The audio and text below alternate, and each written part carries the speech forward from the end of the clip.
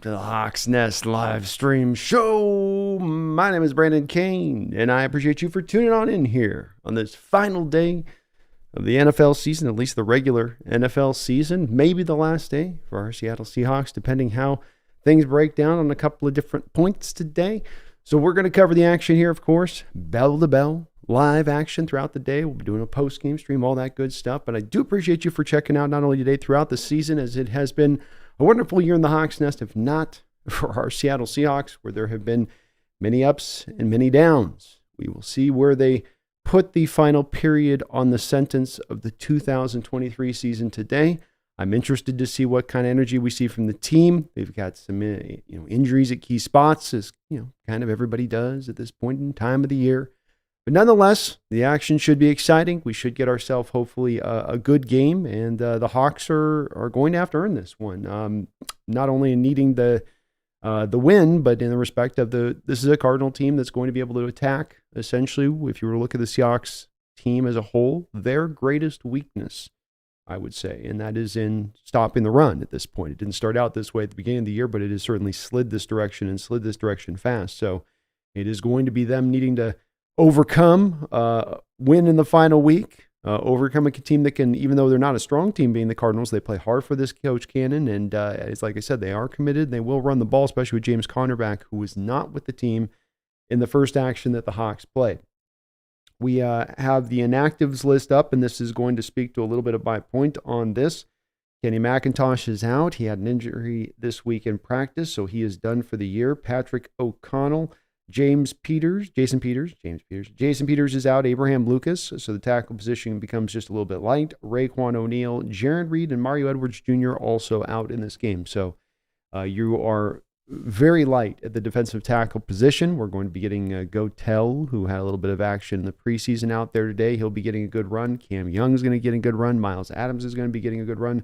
We're going to see what the youngsters can do today in holding up against this rushing attack for the Cardinals. So we've got a couple minutes here before the start of the game. Got on a little bit late today. But let's see where everybody's at and where everybody's mind is at. Hope you guys are doing well today. Please hit that like button if you could for me. I would really appreciate it. Megan says, worn the Zorn jersey when the Cards played the Hawks, the Lumen, in round 6, 2022, and got the win. Here's hoping the luck continues. Well, I got the Power Luck larger jersey out as well. Got to do what you got to do in these desperate times, desperate measures. That's how the saying goes, and that's how it feels right now at this moment. So I as well got the jersey out here I'm rocking too, Megan, and got to do what we got to do at this point. You know what I mean? Got to do what we got to do. Well, hand grenade does not believe in the luck jersey. Herbicide, how you doing? He says, I just read something about how they are going to try to move Pete into a management spot, not head coach. I didn't see it on that. I did see that there was a report that came out from Schefter today that was a little bit more of clarity, I guess you could say, on the Pete Carroll contract situation, where we had thought that he has 2 years remaining on the contract, and now it's being reported that in actuality, the contract goes through next season, and then there's an option in 2025. So that does make things a little bit clearer down that line of things, I guess you could say. But I hadn't heard that necessarily it was him to be moved into a management spot. I'd heard some people intimating that. I was reading online some comments saying that, but that'd be interesting if that's also being kind of leaked now. Snap out of it. I'm happy for the Lions. They deserve it, especially after the call last week. I got to say, props to them, man. You could see this coming from last year and the way they played that Packers team at the end of the year. I mean, it's a little bit of the struggle for me on hoping, or not hoping, but the Packers are going to lose here to this Bears team, because that Bears team is not the same as that Lions team last year, in my opinion. And the Bears team's maybe playing a little bit better recently, but that Lions team all last year was showing the signs, the popping of the lights that they were going to start to turn it on there, and they've just really built on that this season, and they've kept that energy up all the way throughout the year. And congrats to them. Hell of a season. Jason Schumacher, I'll believe it when I see it. I feel like we're stuck with Pete. It very well may be the case. Very well be the case.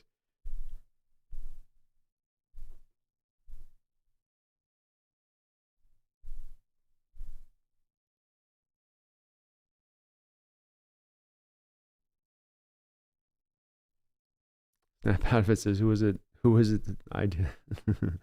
Cool Breeze, what's up, bro? Nolan, how you doing? Says, we're about to find out about this team's heart. We're going to learn where it is. This is where it's going to stand. This is where we can walk away with it on. We've got some games and some efforts that aren't always the greatest. Where are you at today? It's all in the line today. Do you answer that bell? Do you come up there and you just kind of, or do you take that fist and punch that bell? Say, I'm in. I think we're going to learn about that today. I don't know. Michael Sox, that's right. Go Bears. Brian Myers, Waldron better empty the playbook today. Going to need everything to get the win. Yeah. I'd like to see 3 fly sweeps minimum today, 2 bubble screens, maybe a flea flicker.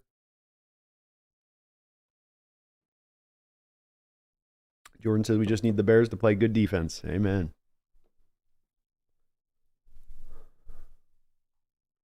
Flying Sabbath, how you doing? Good to see you. Flying Blind in the house. Hello, Flying Blind. Says, let's go Hawks. Finish strong. Finish strong. Let's get this done. Packers may win today, but we can control this part of it. Let's hold up our end of the bargain, shall we? See, Lord Bravo's not going to lie. I'm a bit sad that this could be it for Seahawks football until the fall. It's always very tough at the end of the year for that point, and you try to savor these games as much as you can, even in a little bit of the up and down year like this. It's still football's better than no football, and it is going to be a little bit of time before we're going to be able to get this back around to game action again. But hopefully it'll be a quick off season. You know what I mean? Thomas Cox says it sounds like Jody Allen is not about the season Pete coached, possibly his last game. That's a part where you raise that is also a truth here. We could be witnessing Coach Carroll's final game here. I don't know if there's, with these articles leaking at the time they're leaking, especially about the tidbit about the year option in 2025 as opposed to just being part of his contract. That came from Vulcan. That's directly piped in from Vulcan right now, and that's purposeful. That does get me to think that there may be something on deck here, and we'll I guess just kind of have to see with that. I know that tonight we're going to be talking a lot about that article, a lot about Schefter's tweet, though. I know that that's going to have a lot of people going, And Megan, it's great to see you in the house. I hope you're doing well, doing a little better. Thanks for hanging with me out over on the Twitch channel too, Megan. I've been streaming lately, guys, over there. I'll be doing that throughout the off season a lot. So if you want to chop it up still over on the Twitch channel over there, TheSeahawksNest. That's where you can find me. I also got a link down below in the description to both the Hawks Nest store and the Discord channel that we've got rolling now. So cooking along. Look, Britt, did Jody Allen make a statement? She did not make a statement, but it got leaked through to Schefter, and there's been some other little rumors, but there's some things being propped up that are false as well within this. As always, is a little bit. It gets a little bit tough to discern this or that. I think the Schefter tidbit is an interesting one with the contract detail he dropped right now. That's really the one I'm going to probably laser focus in on. I know the bread man got some people with the Jody Allen going to look at the coaches and da-da-da-da, but I don't think that was actually factual. That was the bread man online and Twitter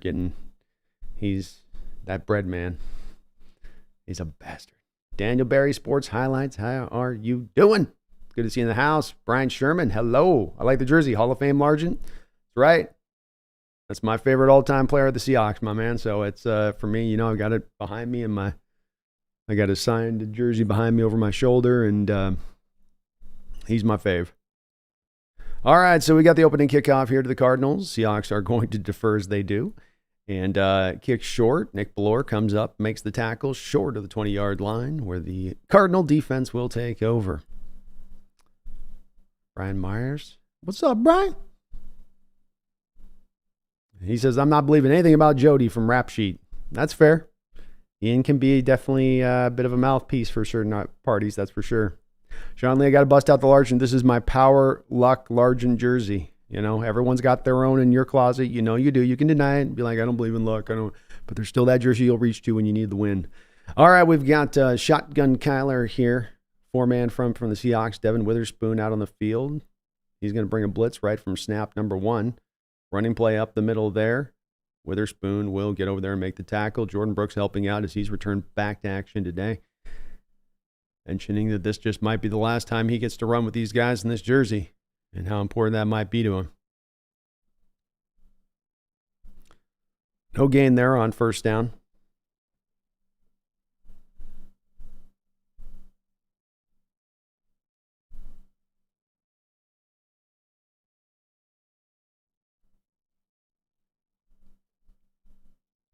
Second and 10. And this is the new look of what we get with Kyler now. Under center. 3 tight end look for the Cardinals. Play action pass. It's going to be a little screen underneath. Hits Trey McBride. He's going to get up the football field for 20, 25 yards and a first down. Seahawks defense dropped back into coverage, and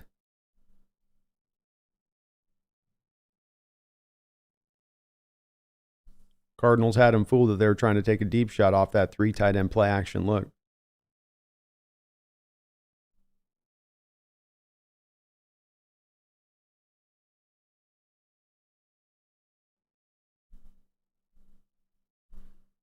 First and 10. 2 tight ends.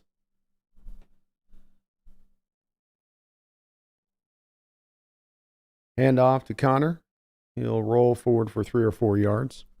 Robert Jimenez, how you doing? It's good to see you. 16-bit blocker. What is up? Ran the cut. Hello, hello, hello. Hello, hello, hello.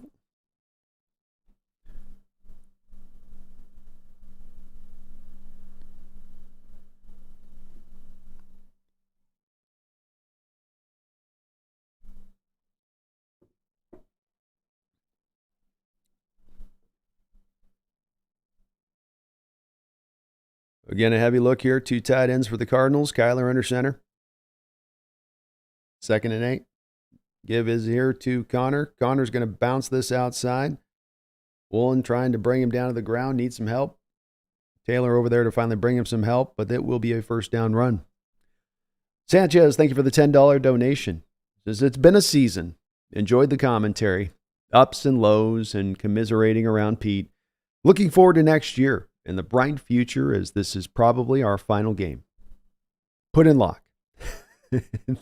Well, thank you, Sanchez. It's been fun, definitely, the banter throughout the year with you two as well. And I really enjoyed chopping up with you guys. As we got a little sneak here from the Cardinals on 3rd and 1. I don't know if they got him. Let's see where the spot's got him a little bit short. It's got him, I think, a little bit short. They're probably going to have to measure this one. And it looks like one official's got his foot one place. Wow, that one official keeps going to the left. Don't let him mark it. He kept going to the left. He kept sliding his foot left as he kept correcting his feet. He kept doing this move, and he ended up giving him the first down. Was that the only one that saw that? You see him heel toeing it up there as he's trying to set the ball, and he keeps heel toeing like this towards the first down marker rather than the line. Is like, and Carroll's going what too? I don't know if Carroll saw it as well. Oh my goodness. Shotgun here for Kyler. He drops back to throw. He's going to throw up over the top. Nice job by Jordan Brooks with some blade hands and coverage. Able to knock it away from Trey McBride. It was a good throw by Kyler Murray. Jordan Brooks is a little bit slow to get up here. He's fighting off already some injuries here, and he's now going to be limping over here.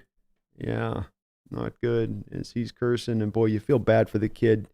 He's been an absolute warrior just to come out on the field this year early on, as he did coming back off that ACL. He's had a couple of other injuries I've known throughout here, and it's been tough sledding all the way through for him. And he's in a free agent year, so he's trying to go out there and earn that contract as well. But Sanchez, thank you for the $10 donation. I really do appreciate it. We got an injury time out here with Jordan Brooks down here. But thank you, man. I've loved this season with you guys and being able to at least, as you say, commiserate. That's a great word. And it's had been a lot of that this year, but it's been fun in that respect. And thank you, man. On to brighter days. If this is the end of the season, we'll get this turned around hopefully and find the right setting and the right footing on it. And we'll see where it goes. But we'll be here every step. So thank you, man.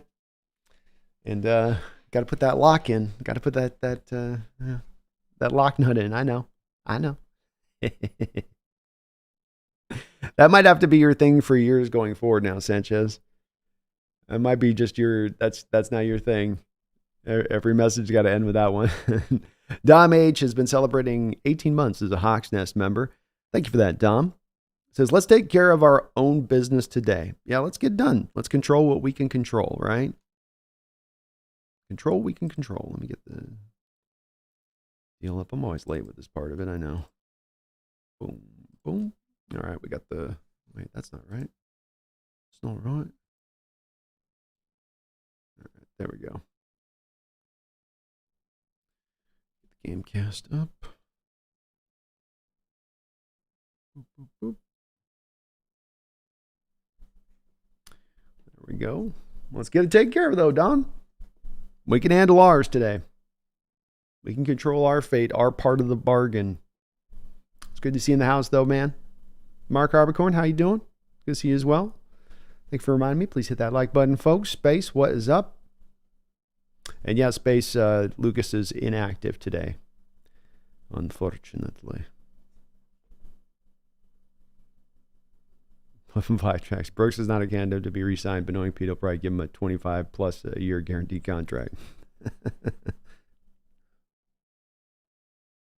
It's possible.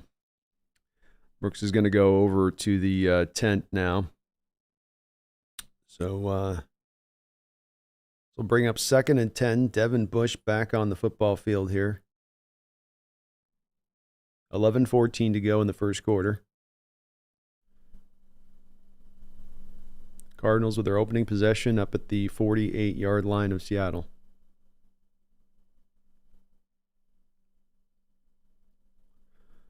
Play action.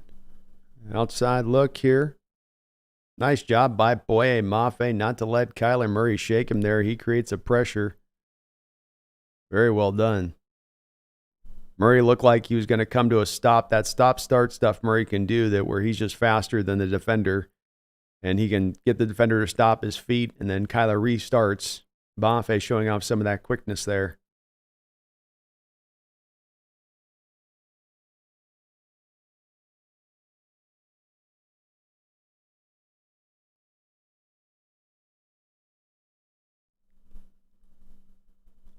Third down and 10. Murray and shotgun. 3 wide receivers to the far side. We got a false start here by the Cardinals.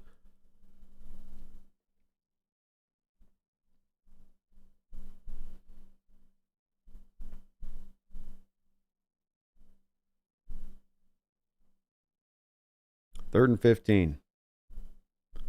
And watch out again here for the screenplay here. This is where teams on these kind of down and distances can go after Seattle with that. Just like we saw in this opening, I think, second play of the drive there, where you're just dropping back into coverage. You're not actually blitzing, but they're still able to kind of attack with that method. Third and 15, Murray dropping back to pass here. 4-man rush and an overthrow there by Murray. That'll bring up 4th down. So nice opening stand here by the defense.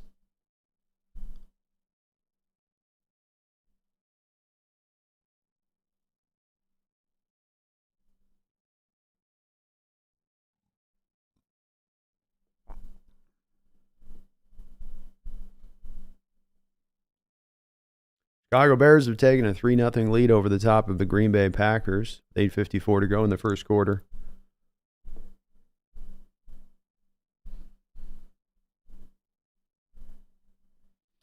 Yeah, punt is off by the Cardinals. Deep driving punt. Great punt there by the Cardinals. It'll drop in about the 6-7 yard line there. He put that thing a mile high in the air. All right, Hawks offense is going to go out and try to take over now.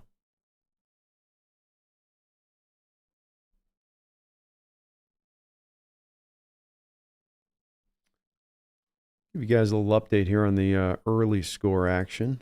Why not? Boom, boom. So we've got, of course, yesterday the Texans on the back of a great performance by C.J. Stroud got the win against the Colts. Steelers were able to knock off the Ravens 17-10. Today, the Buccaneers edged out the Panthers 9-0. It wasn't pretty. Baker threw for 137, but they got the dub. The Saints absolutely blew away the Falcons 48-17. Jets were able to take care of business against the Patriots team, as we wonder about both Bill Belichick's future here as well with Coach Carroll as this season ends up. The Jacksonville Jaguars could not handle the Tennessee Titans. They fall 28-20 on a game I believe that they actually kind of needed. That's a surprise loss there. The Lions go out and win against the Vikings 30-20. The Bengals handle the Browns on the back of Washington Husky Jake Browning 31-14. And currently our action going on, we got a lot of games going on here. Everything's basically 0-0. Niners are up 7-0 on the Rams. And the Bears are up 3-0 on the Packers. On the Packers. Carl Nerdy's in the house. What's up, Carl? Another one of my OGs out here. Good to see you, my man. Great to see you. I hope you're having a great winter out there in the Midwest. He says, I'm driving today. Could you update on the Packers too? Got you, man. I got you. I will definitely try to keep kind of that side eye up there in the corner, you know. I got some good side eye ability, so I'll just keep that up on the side. But 100%, man. I got you. And thank you for the dono. Great to see you in the house.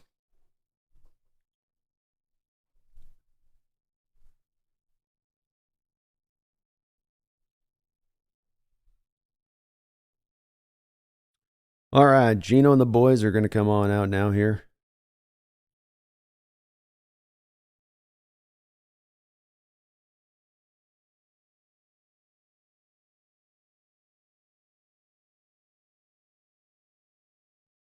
Ball at the 7-yard line.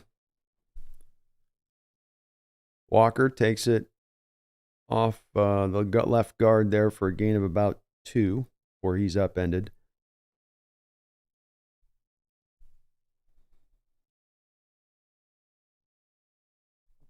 Gino's going to go hurry up and empty.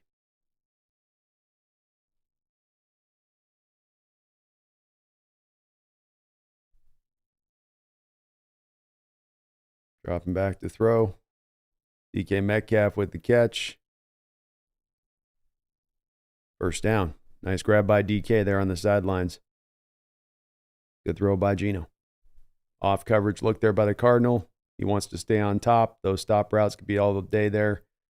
Gino does a good job of throwing to the outside shoulder of Metcalf away from the defender's leverage. And a nice catch by DK. 1st and 10.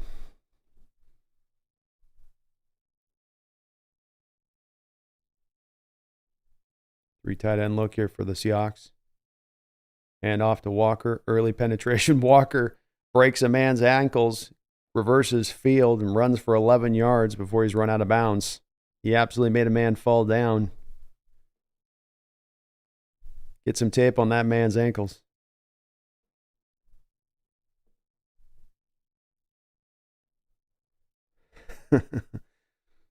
You know, it's a sick move when they got to put 2 hands down to the ground to try to regain their balance.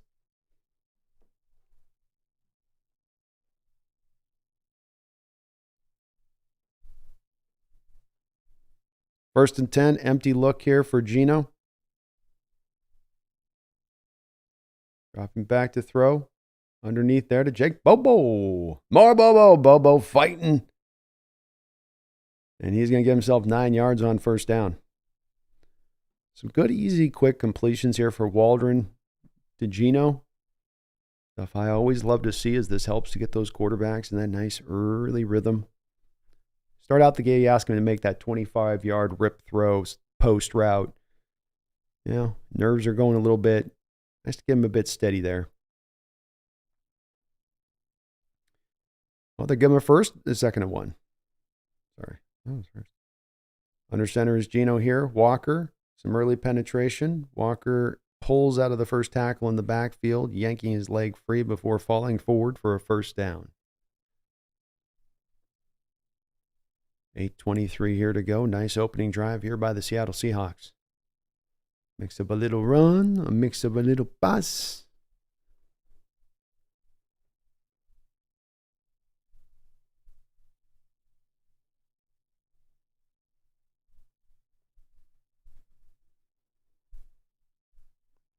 Pistol look here, hand off to Walker. Walker slides off one, bounces back around. He's reversing field. He's in the open field with a envoy of blockers. He's out in front, still on his feet down to the 40-yard line.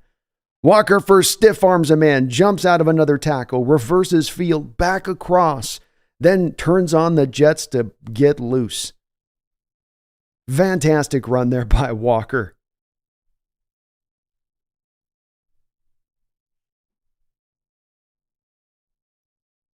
Sharp couple of cuts on this drive alone, just reversing field, and the defenders can't stay with him.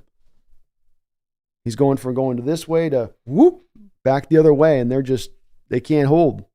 1st and 10, play action pass, free rusher running right at Geno. He's going to throw it over the top. He's going to hit Will Dissly down the field on a trust throw. The defender, Gardeck, he's an outside defensive end edge kind of guy. He was caught out in coverage on Will Dissly. Geno recognized the mismatch. Geno's got a free rusher bearing down on him, a blitzer, and he still just throws it up on a wheel route there to Will Dissly. Dissly just plucks it out of air. The defender completely loses sight of it. Great job by Geno there to give Dissly a chance on that throw instead of trying to kind of just fire it in there. Recognizing he's got an edge on that. Geno makes that throw in that way, knowing he's got an edge there on Will Dissly. Knowing the edge, 20 yards down the field is not going to be able to cover and stay with the tight end, or much less have the ball skills to turn back for it. Quick handoff out of shotgun here to Charbonnet. He's running strong, spins around out of the first tackle and gets it for about 6 or 7 yards there. Nice hard run by Charbonnet. Great job there by Geno Smith there. You have to do a couple things on that play to make that happen, and he did them both. 2nd down and 3.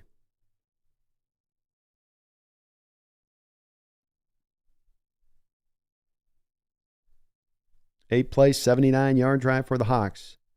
Charbonnet still in the backfield here. Tyler Lockett goes in motion. Handoff back into Charbonnet here. Cardinal defense swarms, and that play is going to be maybe about a loss of 1 there. Just nowhere to go for Charbonnet. This will bring up 3rd and 4.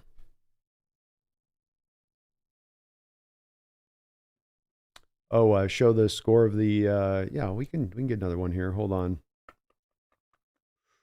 Let me get that at commercial. I'll try to show the other score for the Bears Green Bay game. That's a great suggestion, Thomas. Yeah. 3rd and 4. Geno and shotgun.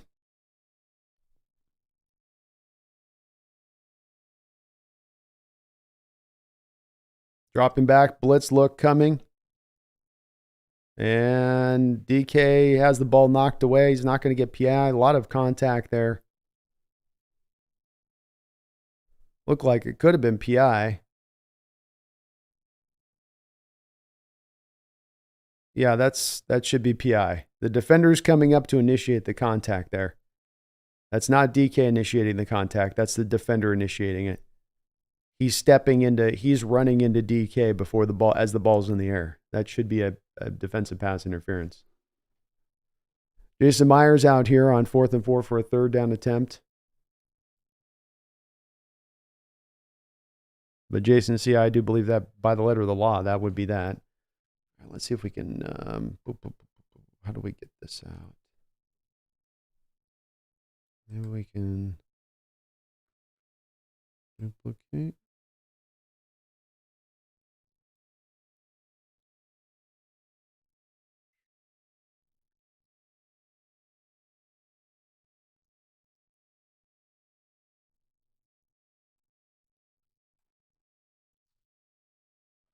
Bear with me 1 sec, folks. I'm going to try to get that Cardinal game up here. You're going to see it blank for a second. 1 second here.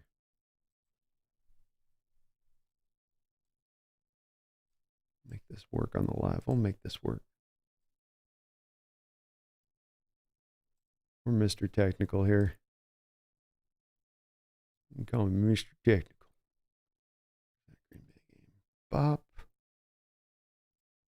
And we go.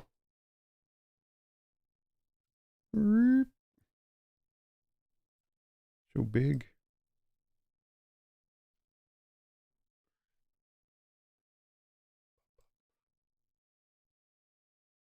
Whoop. Perfect. Look at that. There you go. A little coffee here. 1 second.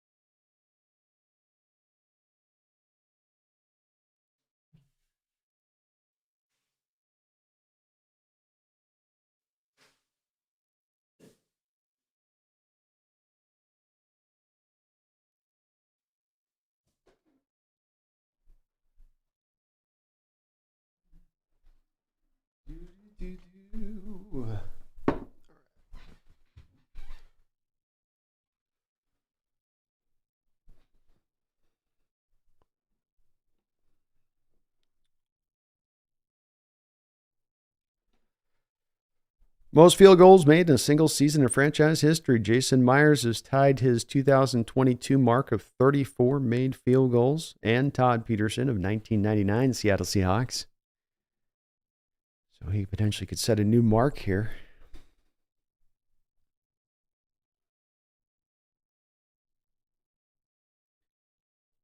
All right, Hawks take a 3-0 lead. The Bears are taking a 3-0 lead against Green Bay.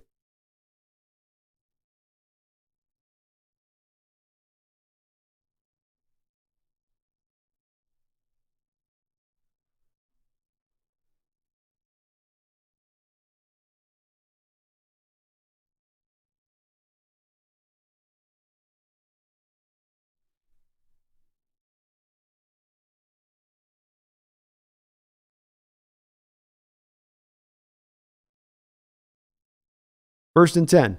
Kyler and shotgun. Seahawks going with a 5-man front here. There we go. I like it. We saw them start to employ this last week a little bit. It wasn't able to necessarily do as much to help stop things up, but helped out a little bit there. That's where you go to these four down linemen, and then you bring up the stand-up 5th man down the line of scrimmage. That gives you the 5-man rush there. Jordan Brooks back on the field, and he is indeed a warrior out there. You know he's in some pain. 2nd and 9. Cardinals are going to go hurry up here to try to take advantage of this 5-man front. So they've got Darrell Taylor now aligned outside on a tight end. This is where they're trying to take advantage of this. This is going to be probably a pass play. Taylor comes back to the line of scrimmage now. Says, no, I'm bringing it. I'm bringing it. And they tried to trick Seattle there. Little gamesmanship there. So you're trying to go to shotgun. You then pull the receiver to the 2 receivers to the left side of the field, which is then going to yank Darrell Taylor off the line of scrimmage, theoretically, to have to cover like a slot corner in that point to the tight end. Taylor then comes back to the line of scrimmage, though. And doesn't buy into it. So the Seahawks keep their 5 down linemen there on the hurry up there by the Cardinals. 3rd and 7. Shotgun look here by Kyler Murray. 4 wide. Seahawks tried to press down the zones pretty tight.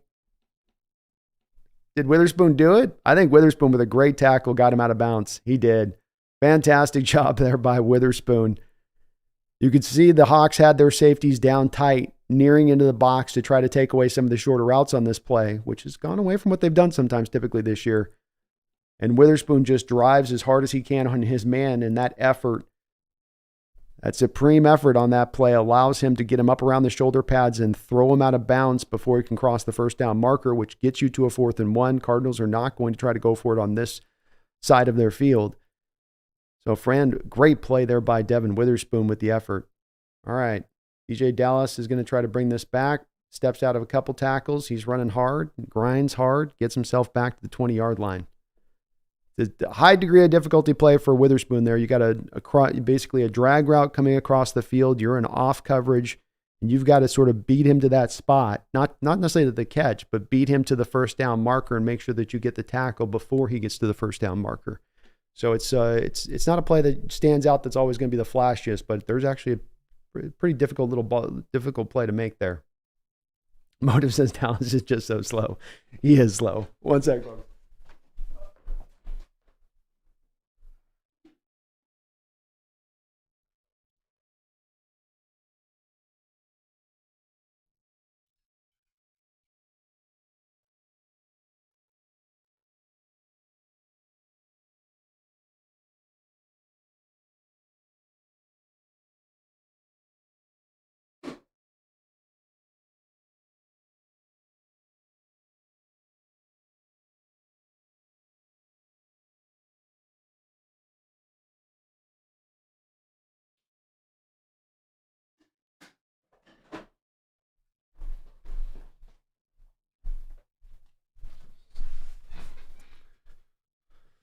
Definitely going to get a punt returner might not hurt this offseason, trying to deal with that.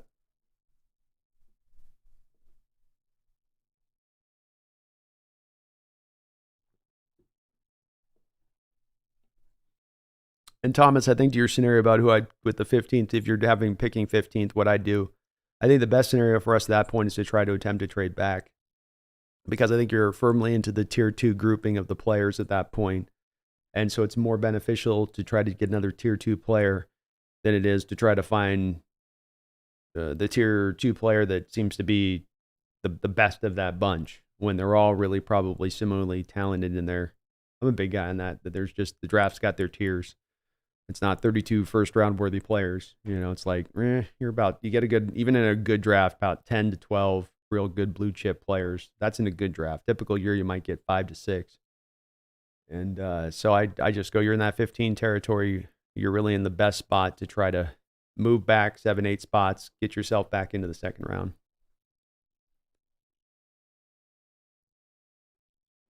And there does seem to be more growing consensus there too with Thomas when you're in regards to your quarterback thing. I see where it's 3 QBs look like they very likely possibly could be taken now with 1, 2, 3, even if it's the Cardinals trading out of the third spot and rolling with Murray, which we don't even know if they really want to do. All right, Hawks are going to come out now here for their second possession of this game. 2:59 to go in the first quarter. 3 wide look for them. Gino dropping back to throw. Ball's going to be batted down by the blitzer, I believe, there. Heavy amount of blitzing here early on from the Cardinals. Owen Papoe. Real quick, twitchy player out of Auburn.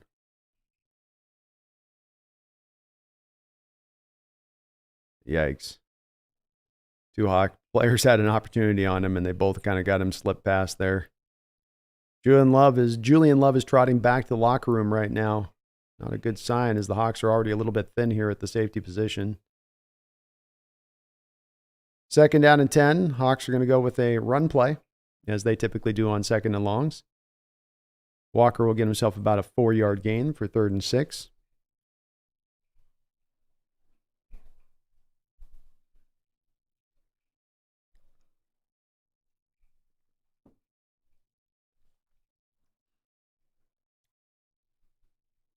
Walker, 5 carries, 36 yards to start this game off. 2:25 to go in the first quarter. Gino from the 24-yard line gets things set up. Charbonnet to his left. Nice throw out there to JSN, who makes a great catch there, and then he's pinwheeled around. Hopefully get a good spot there that looked like a first down. And indeed, the Hawks are going to get the first there. Again, attacking that off coverage there of the Cardinals. Very good time. That's a timing-based throw. It's got to be thrown with some velocity. Can't hesitate on it. Let it rip right in there. 1st and 10. Cardinals, again, are going to show a heavy stack front. They've been watching tape on the Hawks and what's given our line issues at times. So they're attacking the pass protections here. They're bringing it. Bubble screen out to JSN. He's going to drop the ball. Tried to get to run in there before he had made the catch. Hawks might have had some room to work with there on that play. I think they attacked it at the right time. We do have a flag, though.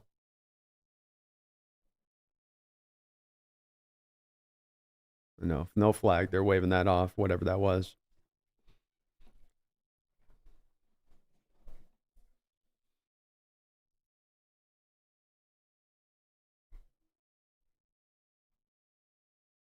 Noah Fant is also on the sideline now with a hand injury. 2nd and 10.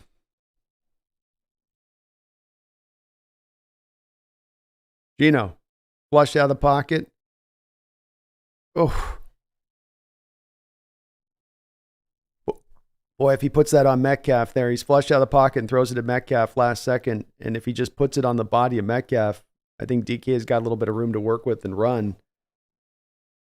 Yeah, if he just puts it on DK there, DK is going, but then he just sort of throws it he throws it too far forward off of DK there rather than on his body, making it turned it into a one-hand catch there for DK. And Geno pats his chest and says, "That's on me." Yeah, it's on you. Come on, buddy. You got to put that throw on him there. 3rd down and 10. Blitz for the Cardinals. Seahawks pick it up. Another just kind of errant throw there on that one by Geno. Like he threw it into leverage. It got tipped up and picked off.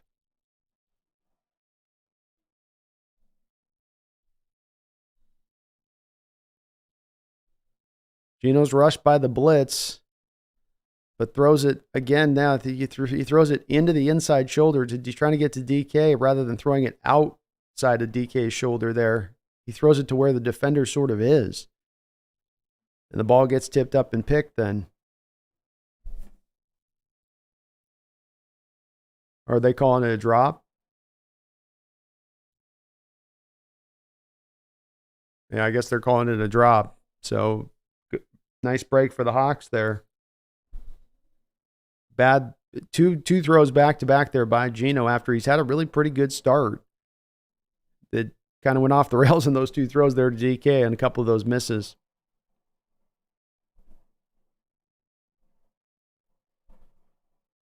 This punt's going to drive back far. Great punt by Dixon at the 11-yard line. And a nice job there by the Hawks defenders to rally up and make it stick. Dixon definitely gave that punt a good punt. He wasn't going to necessarily send that high in the air. He was driving that with some distance. So your guys had to get down the field to go make the tackle there on the punt defending duties. And they did a great job of rallying up there.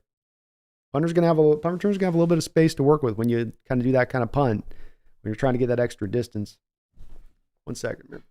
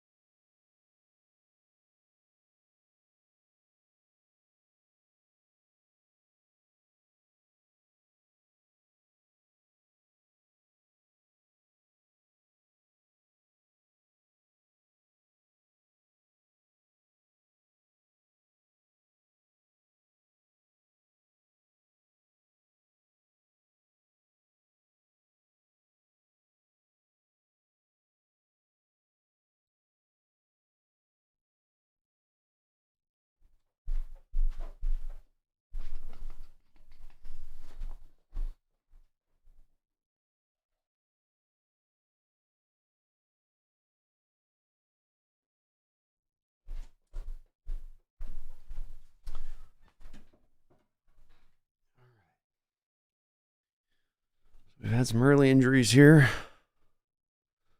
Can hold up here.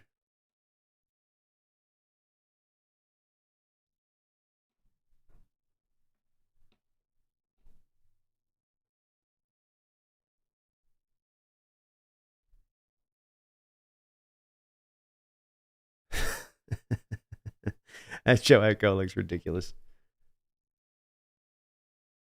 Give me a break. Oh my goodness. Holy moly.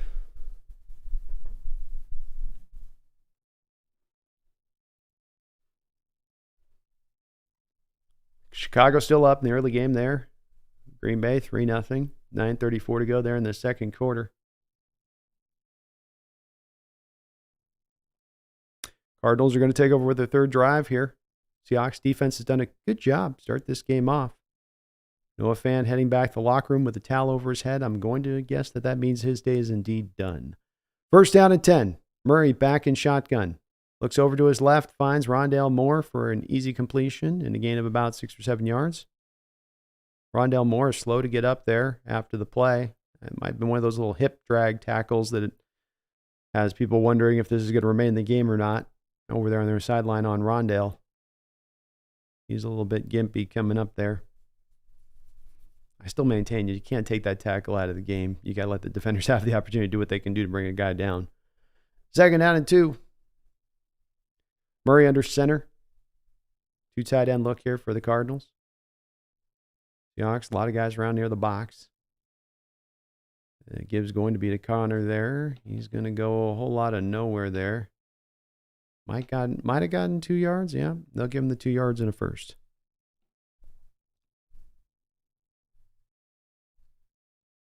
Julian Love back on the field there. Good to see. And this will probably, with that play, wind us down to the end of the first quarter. Yeah. The Hawks with a 3-0 lead here on top of the Cardinals. Cardinals with a first down will take over here at the start of the second quarter.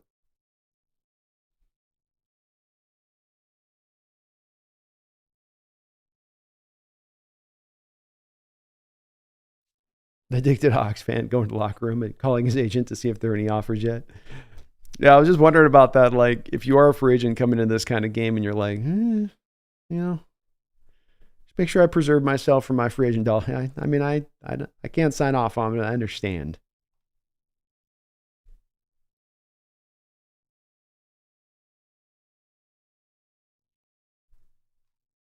Sean Lee says on pace for a 12-0 blowout.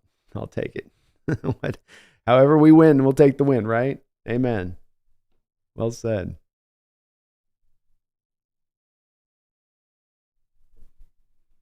Well said.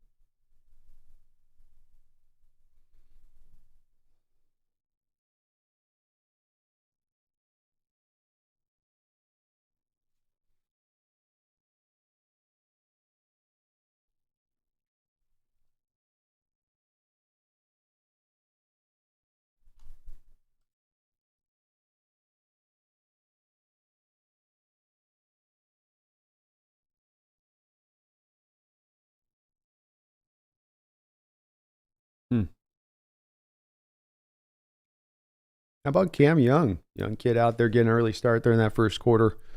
Already 3 tackles for him. It's good to see.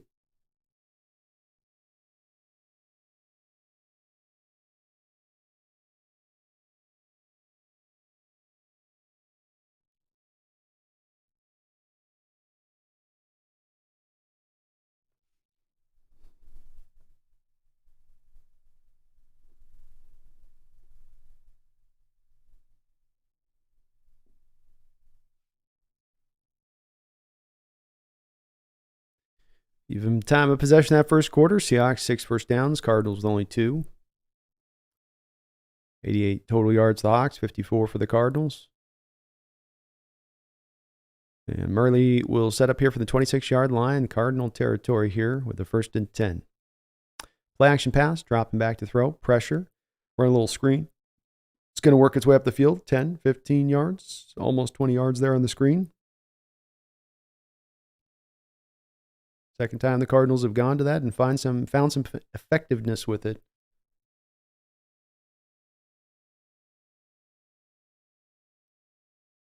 Bobby Wagner was looking for a hold there on that play. Might have had an argument for one. He got kind of tackled.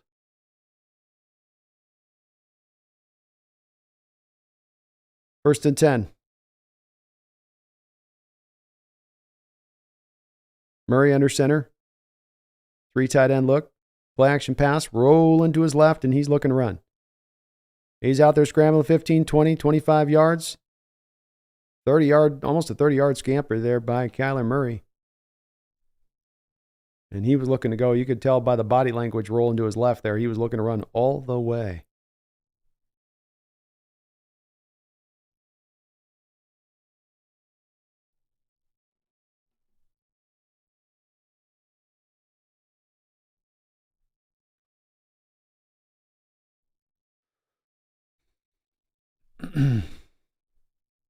The Green Bay Packers have taken the lead on the Chicago Bears 7-3. First and 10. Murray back under center again. Handoff here to Connor. Connor breaks 3, 10 yards, 15 yards. Julian Love trying to tackle him. Having a hard time bringing him down. Finally does so down around the 3-yard line. First down and goal. Connor starting to heat up a little bit here now. 7 carries, 34 yards. Also has a catch for 18.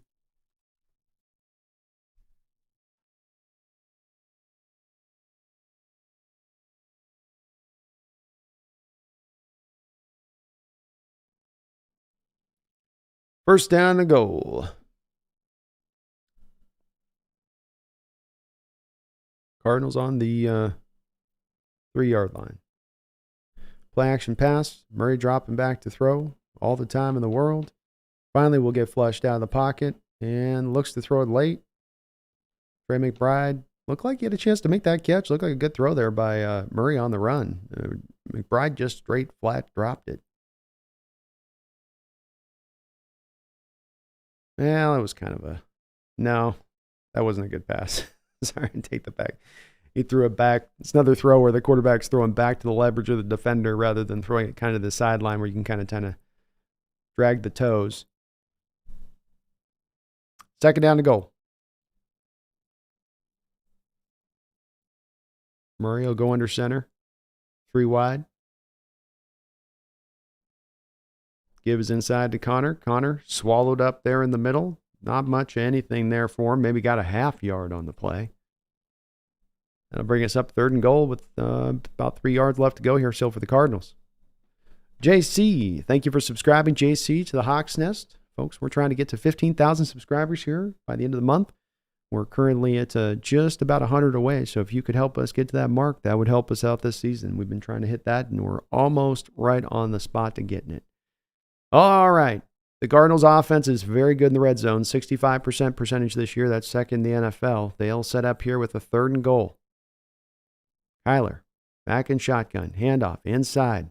No, he's going to keep it. He's going to swing this outside. Hawks all over it, swarming to the ball carrier. Great play there by Quandre Diggs. He was at the center of the action, pushing on through to get it to happen there. Nice job. That was a great rally to the team ball effort. They had it swallowed up if he gave the ball into Connor. That thing was done. He kept it, rolled it to the outside, and it was a good quarterback fake. He kept that thing in the belly a long time, but Boye was on James Conner. Then you have Tariq Woolen and Quandre Diggs comboing to keep Kyler contained out there on the edge. Great job by the Hawks defense there. Nice job of holding up. Fourth down and goal. Matt Prater will come out here for the kick, and he will make it up through. So game is now going to be tied up. Voodoo Magic, thank you for the $2 donation. Says thoughts on the Robbie Ray for Hanniger trade. As I understand it, you could still find, even if it's somewhat partial, a bit of a salary dump within the deal. I think that the Mariners are spinning their wheels, and that this trade is the definition of a spinning your wheels type of deal. It also kind of reminds me a little bit of like the Hawks, Voodoo, falling in love with your own guys and always looking to bring back your own guys. Let's bring back our own guys. I guess maybe there's some value in that, but this is something that to me is, there's been nothing about the Mariner offseason or any of the moves that they've made that have made me think that this is a team that's going to be contending for World Series next year. And, if it's a value for a Mariner fan to say, well, I just want him to be better than, I just don't want him to not be bad. I just want him to be good. Like I always say, enjoy your fandom as you do. I wouldn't knock you for it. But for me, I tend to try to follow these sports and root for these teams that they're trying to actually go out and win the big game. That's really the true heart of it. And, Voodoo, I think DePoto's probably got his hands tied where he's got to try to, make chicken soup out of chicken, what? And that's not his fault, but this trade's not going to do anything for the Mariners as far as bringing more wins to the table by Hanniger coming here. He's going to be, we know how this goes. He's going to spend probably 2/3 of the season injured. He's going to hit like 200 maybe and give you marginal pop and just okay defense. So I don't, another right-handed bat. I don't know. It just doesn't I see little in this that maybe I'm just I'm totally cynical at this point with it, but I don't see the upshot of the move. It just seems more to me like the salary dump and getting out from under Robbie Ray's contract is really what it seems like at the heart of why you do that. And that's not then about winning and going out there and getting it done there. Lord Boom, thank you for the $2 donation. It says, the Cards are realizing they can just run Connor all day. That's very well maybe the case on how they're going to figure this out on this. They did a good job getting stifling down there by the goal line. But indeed, this is what my worry coming into this game was, that you have a Cardinal team, especially in Connor, a guy that can replicate and actually do things better even than a guy like Najee Harris, and that he can actually get to the outside. You know, he's going to be able to really get you attack you at all levels as a power back type. And that provides a challenge that, of course, has been stifling to our Seahawks defense this year so far, Lord. So we'll see if they lean on it. He's got 8 carries already so far in the Cardinals' first 3 possessions. We'll see if they continue to lean on it that hard throughout the course of this game. We got the kickoff now here. DJ Dallas back deep, ready and waiting. Prater will send this right through the back of the end zone on this one.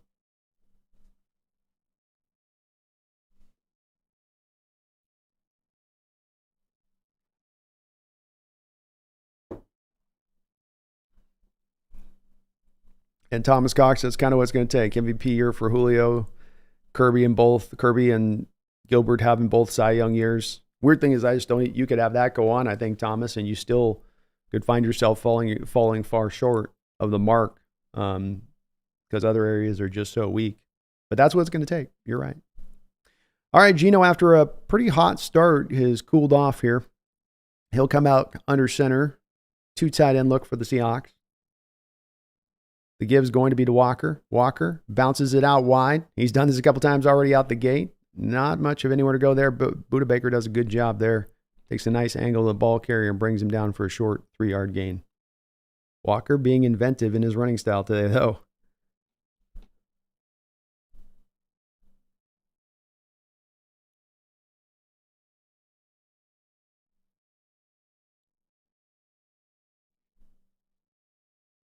Tell you what, he hits one of these holes 100 miles an hour one of these points if a hole opens up. He's got these defenders so worried about him reversing field. 2nd down and 7, another handoff here to Walker, and he does just hit the hole on this one. Nice job there. Gets right upfield for a good gain of at least about 10 yards there, 11 yards and a first down.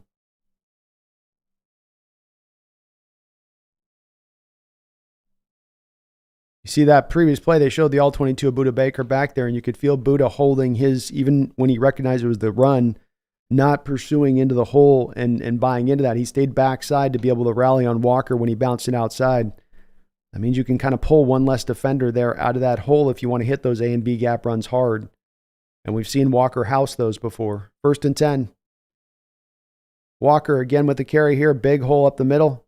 He gets hit pretty hard there. I think Budda Baker gave him a nice little smack there after about 5-6 yards down the field. But this will bring up a 2nd and short. Love the commitment here by the Hawks. The ground game when it's working. Let Walker cook. Get that chef hat. Hand that man a spatula. 2nd down and 5.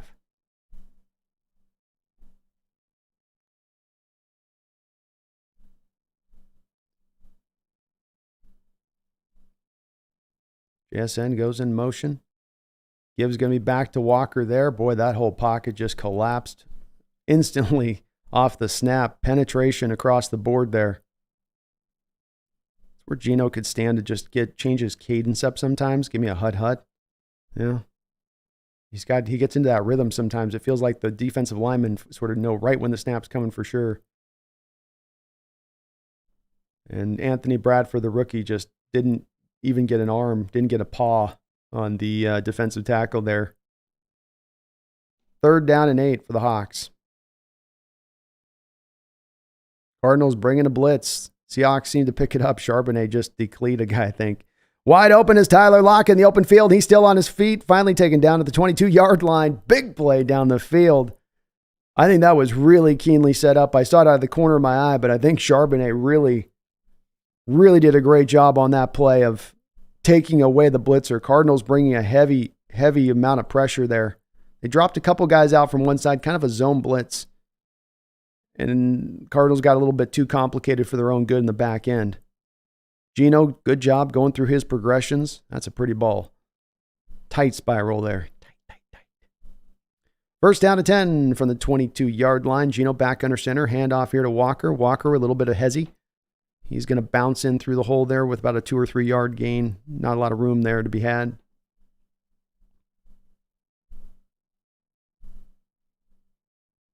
Nice drive here to answer by the Hawks.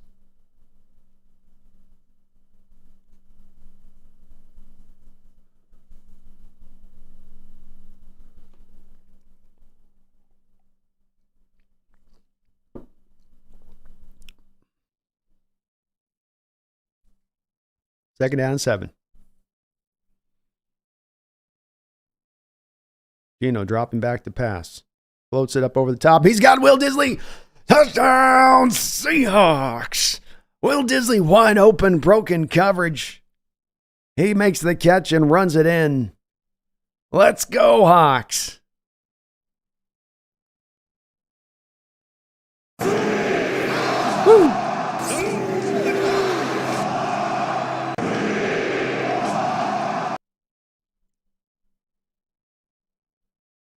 You got a 2 tight end look. Tight ends on either side of the line of scrimmage. Dissly's just running a crossing route. You see the linebacker pointing over at the other guy to pick Dissly up as he comes through the crosser. As we've seen all too well at times, that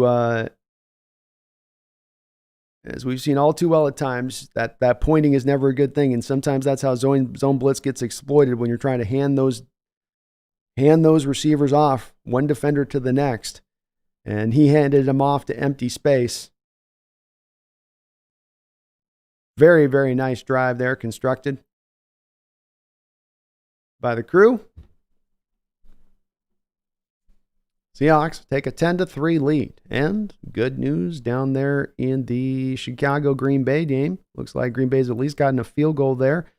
I don't know if it's a touchdown or not that they just got, but they got them at 6 points. So I guess that is just a field goal, but they still have them with possession. Probably kicking off. So they've inched a little bit closer in that football game. Let's go!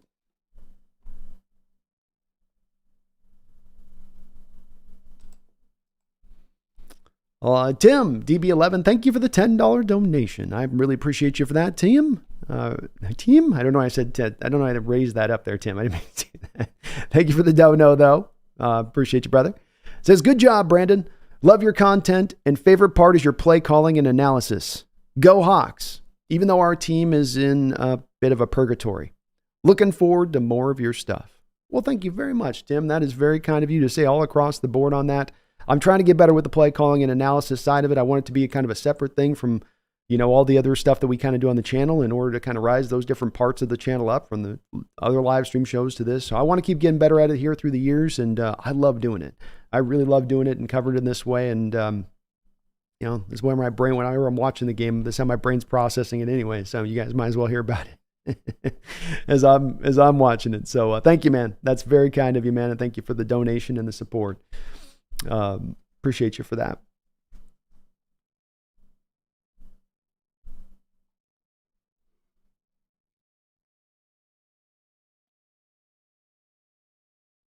Hopefully we aren't in purgatory for too long, Tim.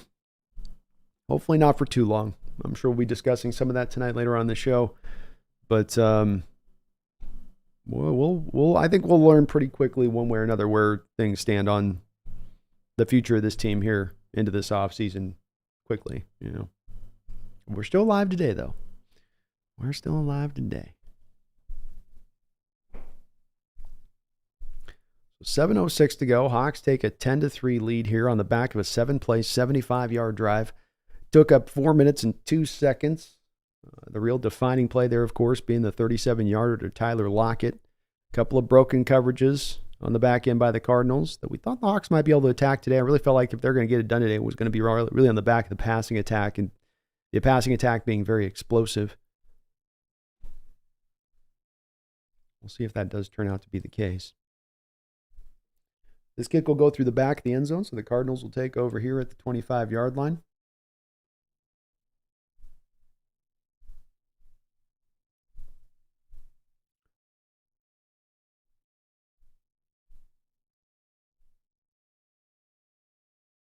First and 10. Boy, Julian Lem's got a hell of a bruise on his arm. That's how you know you're at the end of the season. You got these guys, their arms are all bruised up and banged. First down to 10. Murray back in shotgun, play action pass, quick throw. He completes it. Mike Jackson decides to not try to tackle him and instead decides to just kind of stand there and look around at the officials like he's down, right? You didn't tackle him, my guy. He fell down on his own accord. Michael Jackson with the brain fart moment there. Oh, maybe he touched him. It's close. Mike Jackson saying, I touched him. And probably, I guess, Carroll's going to challenge this play, I would imagine. Even if it's somewhat close, you got to challenge it for the... That's a big play otherwise. So he's down. Is he touched? There we go. Thank you for the pause there, live feed. So he's down. Mike's got to come up, though, and wrap that up. You can't come up there and just sort of, yeah, the official recognized I touched him when he was down. Like they may. Just hold on him just wrap him up in a bear hug until the whistle comes. Second down 3. 6:47 to go here in the second quarter. I guess the officials didn't even need to have him challenge that. They just said, okay, yeah, we got it. Bobby Wagner out there. He's got grass in his face mask, big clump of it right above his eye there. Splattered across the visor of his face mask. Breathing heavy. Another 100 tackle plus season for him. Second down and 3. Kyler Murray in shotgun. 3 wide, 1 tight end. Seahawks looked like they were sitting on short zones there. Outlet throw here by Kyler Murray. Hawks pick it up well there by Devin Witherspoon with a quick tackle after the catch. I think he got him short of the first down there. That'll bring us up to a 3rd and 1.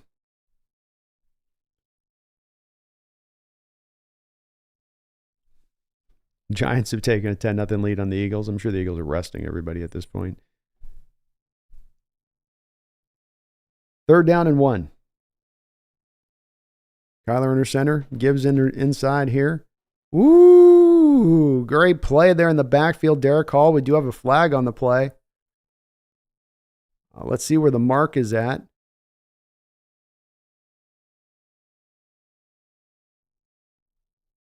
Oh, the Hawks were offside. Oh, no. What was that?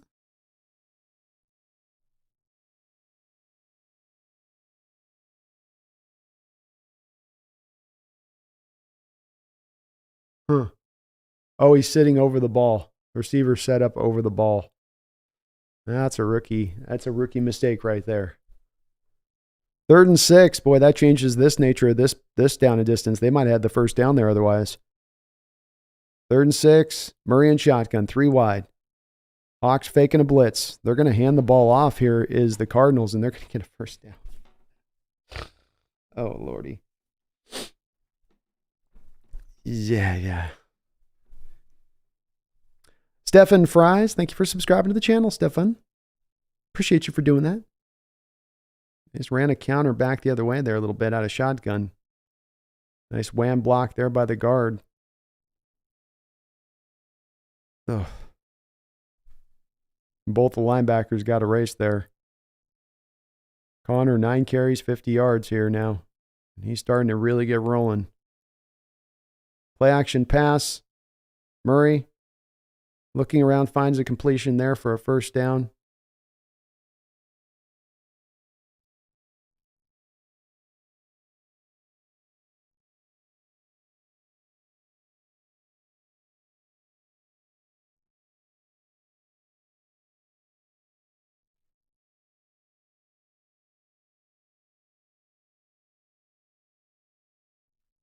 Coach Carroll trying to make an argument to the ref about something there. He's working his ear. Murray, 7 of 11, 74 yards. Second and short here for the Cardinals. 2nd and 1. Give us inside to Connor. Connor will take the carry and get a first down, but not much more than that. Connor's going to maybe have 35 carries in this game before this thing's over with. I think Bobby Wagner just got like his 10th tackle already here in the second quarter. What is Bobby at here? Oh, he's got 6. 1st and 10, 4 minutes to go in the second quarter.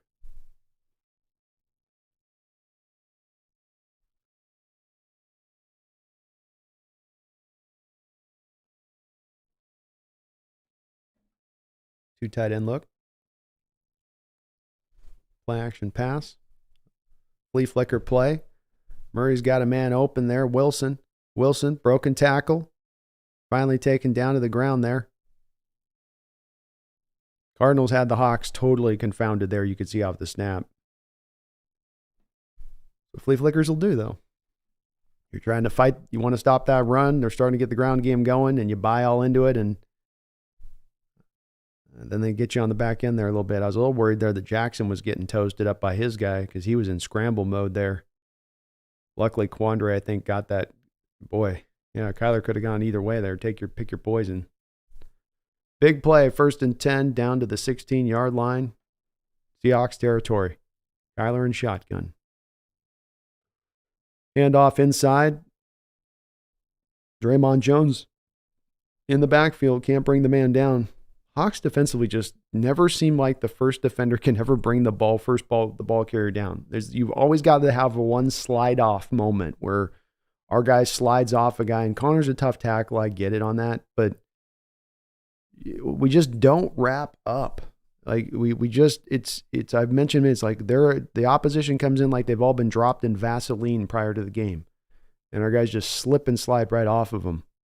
2nd down and 8. Hawks are going to call a timeout here as there is some confusion defensively here.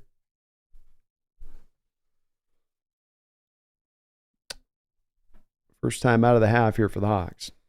Cormac Doyle, thank you for the $10 donation. I appreciate that support, Cormac. I hope you're having a great Sunday. As a non-Hawks fan, I would like to know your thoughts on Yee being 6-3 this year and at least halfway and probably going to end up 9-8 against the past 2 seasons. What is causing this? What's on? And last at halfway and probably going to end up 9-8 this past 2 seasons. What is causing this? I think I get what you're trying to say there, Cormac.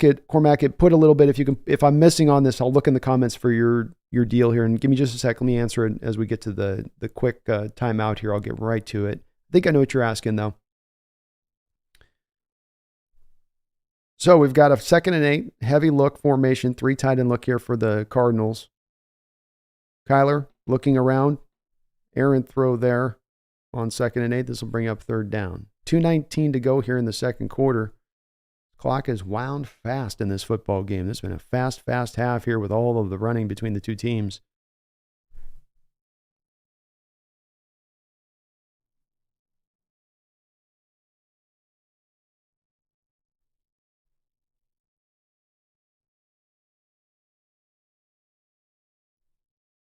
Third down and 8.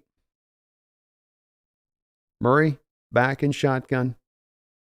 3 wide, stacked the far side of the field. Not stacked, but just over to the far side of the field. Ooh, got a false start here. Wide receiver got a little jumpy. Trey McBride.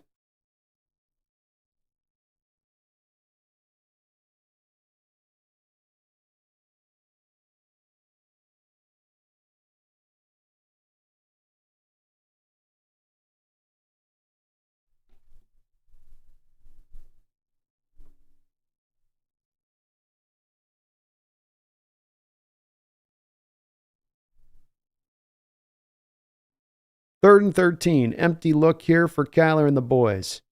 They're going to throw a screenplay here at Seattle. Rondale Moore's trying to find some room. Tariq Woolen does a good job of rallying up to make the tackle there. This will bring up 4th down and take us to the 2-minute warning. Cormac so I think what you were asking, Cormac, was just whether or not, this is why are the Hawks topping out this 9-8 mark? Why did we start the year out like we started this year and have the slowdown that happened? you had an easy this year for, I think the last 2 years, the reasons have been similar for you having a, pretty good start and then the pittering off. Last year was a little bit more about the injuries. This year, it's more about you faced a tougher schedule through the midway point to the back half, and you got exposed for what you were versus the early part of the schedule where you didn't have as tough a team. When it comes down to, the Seattle Seahawks failures over the last 2 years, you can go to a couple different things. I could point to you in the pass protection not holding up consistently over that time period. I can show you a running game that also doesn't have a lot of holes opened up for it. That's a part of the process, Cormac. But if you're looking at what is the main, what is the biggest slice of the pie of the issue, it remains that you do not get it done defensively. You were a bad crew last year defensively across every board, almost every single metric you could take a look at. And you followed it up this year by having the same thing, almost every same metric. I've got one I'm going to continue to present a couple times tonight, Cormac, but just listen to this. You're 29th in points allowed coming into this week. You're 30th in opponent completion percentage, 30th in yards allowed per offensive play. You're 29th in touchdowns allowed, 30th in rate of defensive drives ending in a score, 28th in rate of punts forced, 32nd in rushing first downs allowed, 32nd in rushing yards allowed after contact, 31st in third down conversion rate allowed, 32nd in average of time of possession. So you can find a variety of different stats. There's more missed tackle percentage. We can go to EPA. We go to any stat you want to go to, analytic, base stat. Defensively, you've been bad. And that's held you back the past couple of years, in my opinion. The offense has, again, there's some things to point to offensively, but it's the defense to me, Cormac, that stands out apart, and it can't stop the run. It can't really create very many turnovers. It can't stop the big play. It really is gets picked apart by even sometimes backup and average quarterbacks because of the simplicity of the nature of the scheme. But that remains at the head, Cormac, is if this is going to get fixed, and first identifying what is the biggest problem on this team right now, then also becomes, now we got to address it. Once we identify it, then you address it. But if you don't address that, if we look to the offense first, or we look to something else like Geno first, and not going to the biggest problem at play, I think then we're going to never really deal with the biggest issue, and then this team will never get to the contending status because it will always be held back by this main core root issue. That would seem to be the case for me on this one. All right, so we're going to have a field goal attempt here by the Cardinals on 4th and 10. Prater with his second attempt of the game. Snaps up a little bit high, gets it down though, and he will pump it through. So 10-6 will be the score now. Seahawks maintain the lead, 1:57. They're going to have 2 timeouts. So plenty of time, as we've seen with Geno. He's oftentimes very good in these moments, in these ways. So that's where my stance is on it, Cormac. I think you've got to get this defense dealt with, and it just hasn't changed. It hasn't updated. It hasn't modernized. Hasn't done all the things that it needs to do to get itself to a place where it can start to come back and actually be a helping part of this team, and rather than being a hindering part of this team. They've had a pretty good half here so far against this Cardinal team. Connor's gotten some rush yards, 11 carries, 55 yards, but he's not necessarily tearing the top off, like a little bit like we saw last week, and where it felt like the Steelers could run for 8 yards at will every time. So what Geno and the boys got as far as an answer here. Seahawks do get the possession after half, so if you can go down and get a score here, you do kind of steal a possession a little bit here from their perspective of things. This kick will be driven through the back of the end zone, and Seahawks will come back out on the field.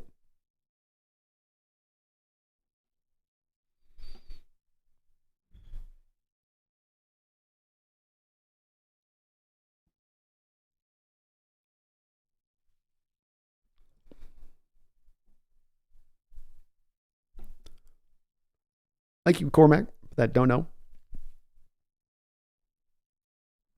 Okay, so we've got Geno in shotgun here. 3 wide, 1 tight end. He's got Parkinson to his right, Charbonnet to his right, left. Cardinals showing a blitz. They fall out of it. Geno loops this out and away. I think he was expecting JSN to go outside and JSN cut inside. Little miscommunication between the two.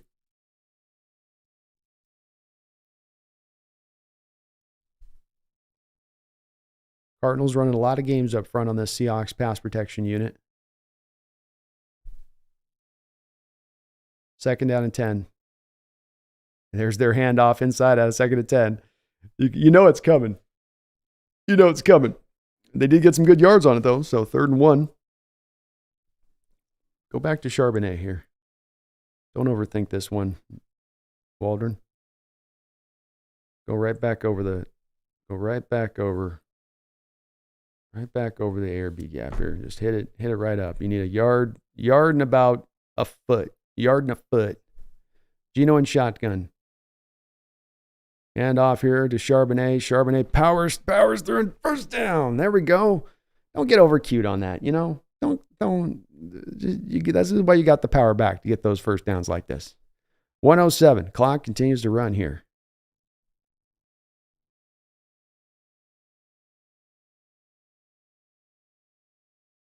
Gino and Shoddy. DK Metcalf pulled to the ground and still makes the catch on the play. Absolutely unbelievable catch. There is a flag on the play. Hawks might just take the flag so you can keep the clock stopped, but what a catch by DK Metcalf. He's being torn to the ground and still manages to make the grab. I think you take the penalty, though. DK coming up a little bit gimpy after that play. Pass interference on the defense. I guess you do. It stops the clock anyway when you decline it. I got to remember that.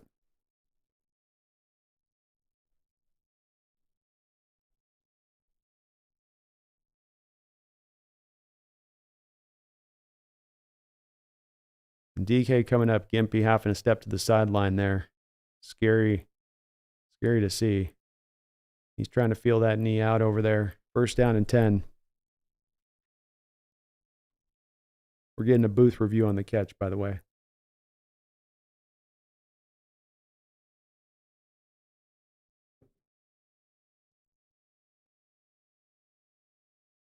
Like he got it to me.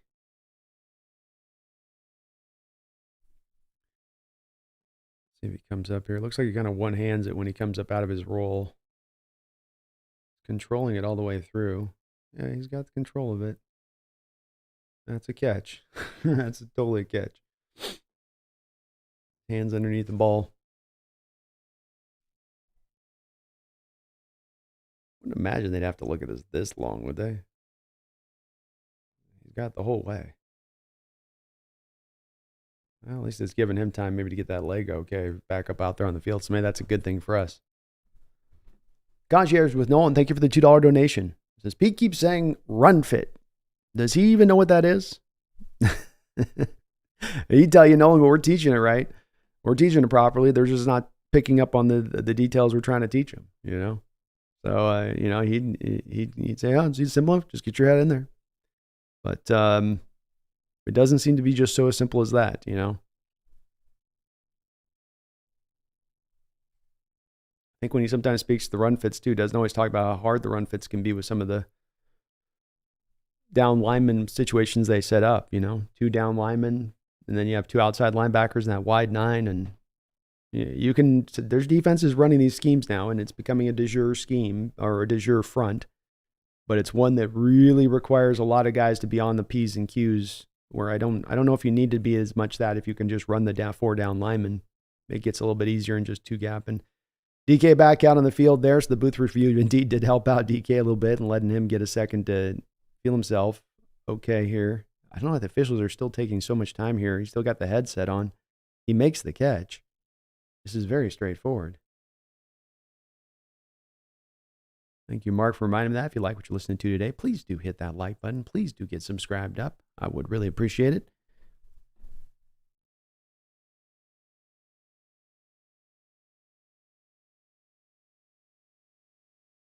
What's going on?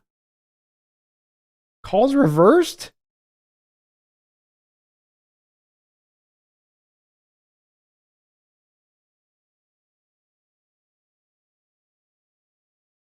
Am I missing something? I thought that was a... Refs get it right, Brian? Okay, am I wrong? Oh no, call reversed. Oh, they made the catch. Okay, they said it was incompletion, and then it was a catch. Okay. PI bailed us out.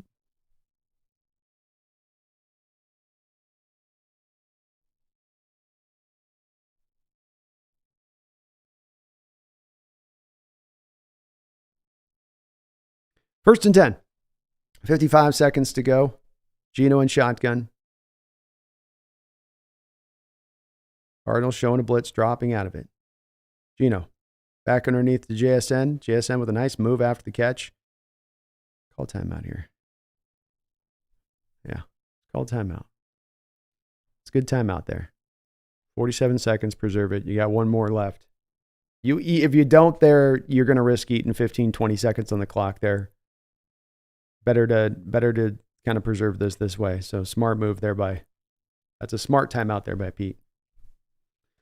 But Nolan, well said on your part. I just, the commitment to go to that 2-man front like they did, and recent weeks now they're trying to go back to more 4-man fronts, which is at least a step in the right direction. But that experiment just did not work. The gap and a half in that you have to do. Yeah. Sanchez, thank you for the $2 donation. Oh, we got to quickly out of the timeout here. 2nd and 3. 4 wide look for Seattle. 2 high look for the Cardinals. Geno looking around, makes the completion. Boy, you almost would rather he drop that ball there than complete that. 3rd down and 1. Clock is going to continue to roll. Parkinson made a tough catch on the out route. Good throw there by Geno, but boy, just you'd like him to hit somewhere else there maybe. They're going to hand this ball off to Charbonnet. Charbonnet up the football field. He's got a first down to the 32-yard line. Charbonnet working his way through traffic there for a first. Looks like Seattle's going to call their final timeout there. 25 seconds to go here in the first half. Play looks like it was supposed to go left. Charbonnet cut it back right and then got downhill in a hurry. Nice vision by the kid there.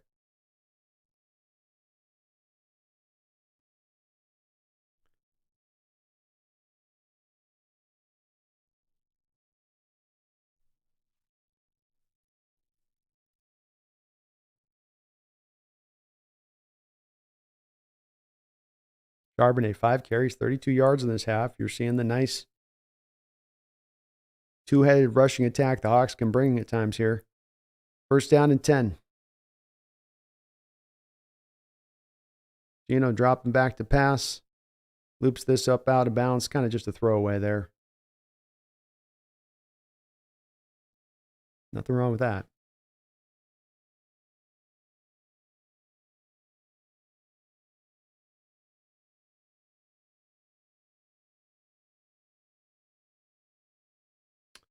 By the way, they're just coming out of halftime there with Chicago and Green Bay. Green Bay is up 7-6 still in that football game. 3 wide look here for the Seahawks. 2 safety high look. That's what they've been showing of the Cardinals. They're kind of dropping more soft coverage here. Geno's going to flip this out. He was under some quick pressure there on that play. Just getting rid of it. 16 seconds to go here. You almost kind of want to maybe try to just take a shot here. They're going to give you the 2 high safety looks, so you're getting cover 2 if you're Geno. So if I'm Waldron to attack that, maybe I would look here. I know they don't do it much, but maybe look to hit the tight end on a seam. See if you can go and find that there. Yeah, they're just dropping everybody back. Yeah, instead of that, maybe you just take the 10 yards and try to get out of bounds kind of thing.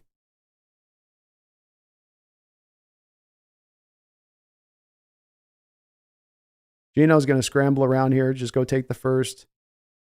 Go take the first, Geno. Geno's going to get up the football field to the 10-yard line there with 6 seconds to go. Wow, first down. Seattle could be ballsy here and maybe try to drink one more throw. If you do, it's got to be a fast, throw it if it's there. If it's not, Geno almost ran into Zaven Collins. Zavens almost couldn't believe that he spun back into him. It sort of, I think, gave Zaven some pause there for a second. He's like, wait, you're coming back? Whoa. He freaked him out. But a great scramble there by Geno. 1st and 10, and the Cardinals are going to call a timeout here now. You tell Geno in this moment, you go, okay, this is a quick hitting play here on this. It's coming through. You got to get the ball out. If it's not there, whistle it over the top of his head so we can get the field goal. You can't afford to sit in the pocket here. You can't afford to kind of like extend the play to another part. You just got to get out. Just get out completely out of the pocket at that point. Just get the ball out at that point. So Waldron usually will call something up like, if you're not, this is where a lot of times you can get the sort of the fade ball down there to a DK or something like that. But do not hold on to the ball long, Gino, please. 1st and 10. Seahawks on about the 11-yard line in Cardinals territory. They do get the too high look from the Cardinals. Gino's going to throw it over the top to Tyler Lockett, and Lockett can't quite reel it in. Nice little route there by Lockett. Good, well-placed ball, well-thrown ball there by Gino to give him at least a little bit of a chance. You just got to kind of throw this out to a spot and hope it's going to get to that area. Boy, defender pulling on Lockett's arm. They're letting him play in the secondary. That's all I'm saying is that this officiating crew has set the standard in this game that they're letting him play back there. Keep that consistent throughout this game because the Cardinal secondary between DK and Tyler now, I've seen a few of these where they're pulling and yanking. 29-yard attempt here by Myers to finish off this half, and it will go through, and the Hawks will take a 13-6 lead here at halftime. They'll get the ball at half, so looking in pretty good position here as they go into this half. Nicely done. I'll be back here. Okay, 1 second.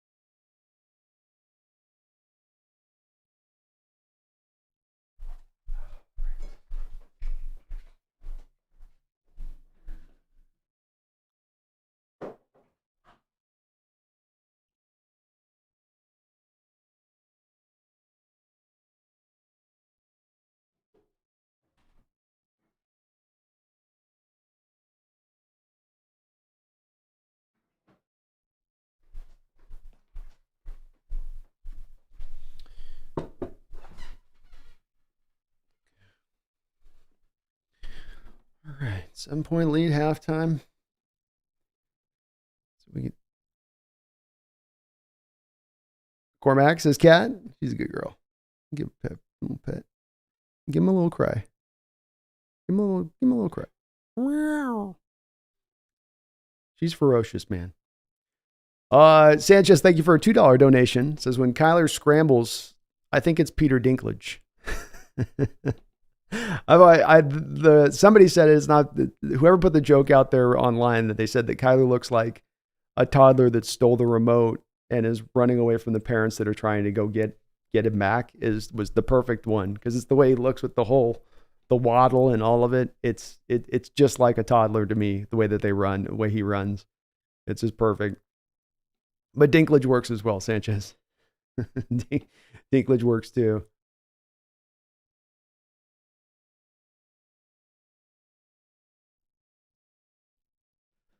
All right, come on, Chicago. Green Bay's had the ball for a long time here to start the third quarter there. They're probably driving. Yeah, they're on the Chicago 12-yard line with a 3rd and 3 right now. Guess I could probably show a little bit more. There we go. A little bit bigger. Refine this down a bit so you can actually see what the hell is up. Boop. Boop. Boop. Boom. Yeah, Green Bay looks like they're about to score. Come on, Chicago. Oh, Green Bay just scored. And it's a tutty. It's a tutty.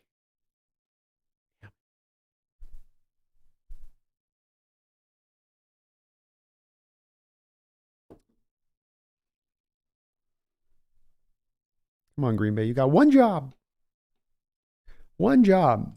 All right, first half stats here for the team stat base. We got Hawks, mighty efficient on third down, 5 of 7.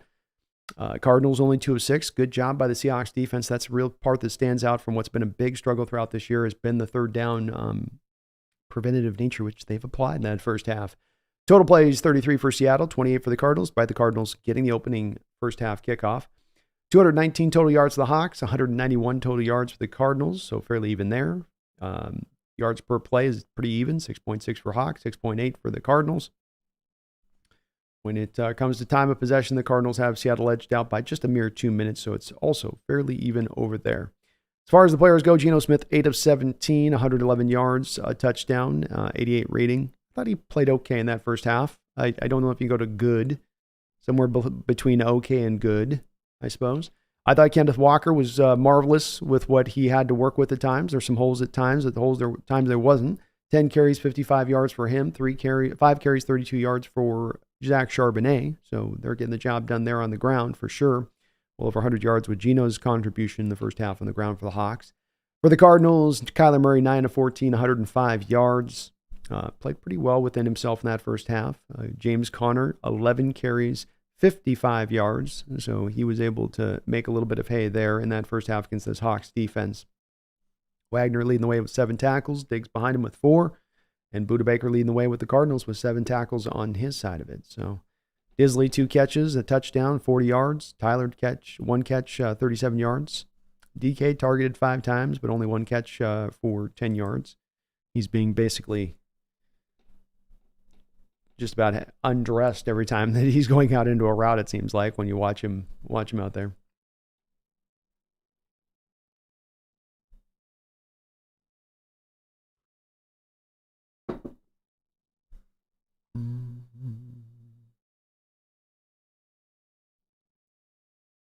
How many filters on that one? That one should just be updated.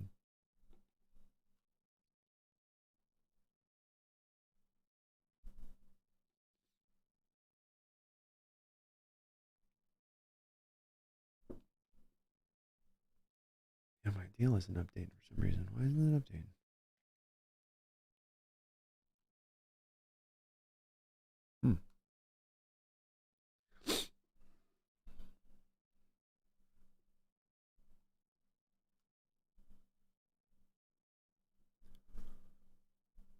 Tyler's just solid first half about how awful our run defense was.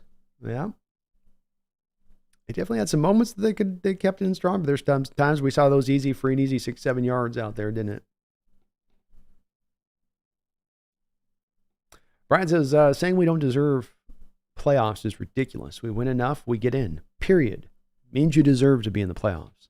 Well said, Brian. And I agree. I do if you get the record again, your record is what it is at the end of the year. You know, you've done what you've done to get in. You've done enough or you haven't done enough. And the good news is there is a line that you know you've done enough or you haven't, that you don't have to guess on. But well, we didn't technically deserve. No, if we get in, we'll deserve to have been in. We'll have won enough games we'll be 9-8. We'll have won more games than we lost. Doesn't mean we're a dominant team or anything like that. But yeah, it would mean that we certainly have, in my opinion, earned our way in. By the way, the Packers botched that last part of the first half. That's good news. Hopefully that botching can help out this. Trying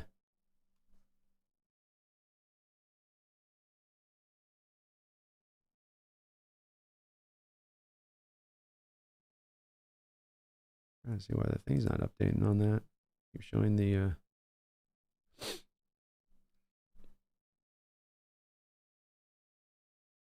Not showing the touchdown there for Green Bay on my little deal. I don't know what happened.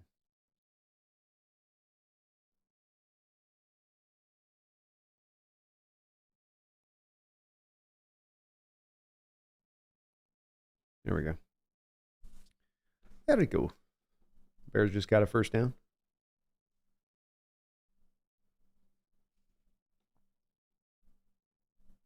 Brandon says Bears can win this. They are good enough. You're right, they could. A lot of tired of Pete in the messages. I get it. I totally get it. I think, and it's where we're going to be at a lot of some of this talk as we go over the next couple of weeks for sure. From my standpoint on it, I'm quickly reaching that point. I'm giving it through the end of this year, totally through the end of the year to get the feel for it. But boy, it's hard to be in a spot. And it's hard to be on the spot of being completely 100. Just everything's great. We're fine. We're doing well. Where we don't have a need or feel a need for there to be some sort of change kind of being brought in to be implemented. Major change at that.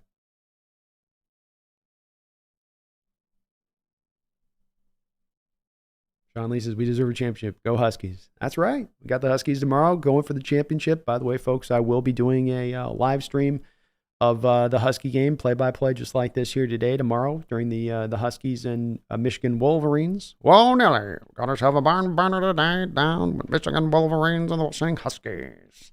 So, go Dogs, as I just about cough up my larynx. Go Dogs, and we'll be doing that on Monday. So please do, guys, tune on in there. We'll be also doing a Wednesday show with the season PFF grades, looking at the team PFF grades and the individual player PFF grades. So kind of got a jam-packed schedule over the next 3 days here, Sunday, Monday. Tuesday's the B&B show, of course, as well. So we got the next 4 days, good streaming schedule set up for you guys. Hope you appreciate that. And we'll be getting some other uploaded content coming soon for you guys I'm working on as well in the background. So that's right. Go Dogs.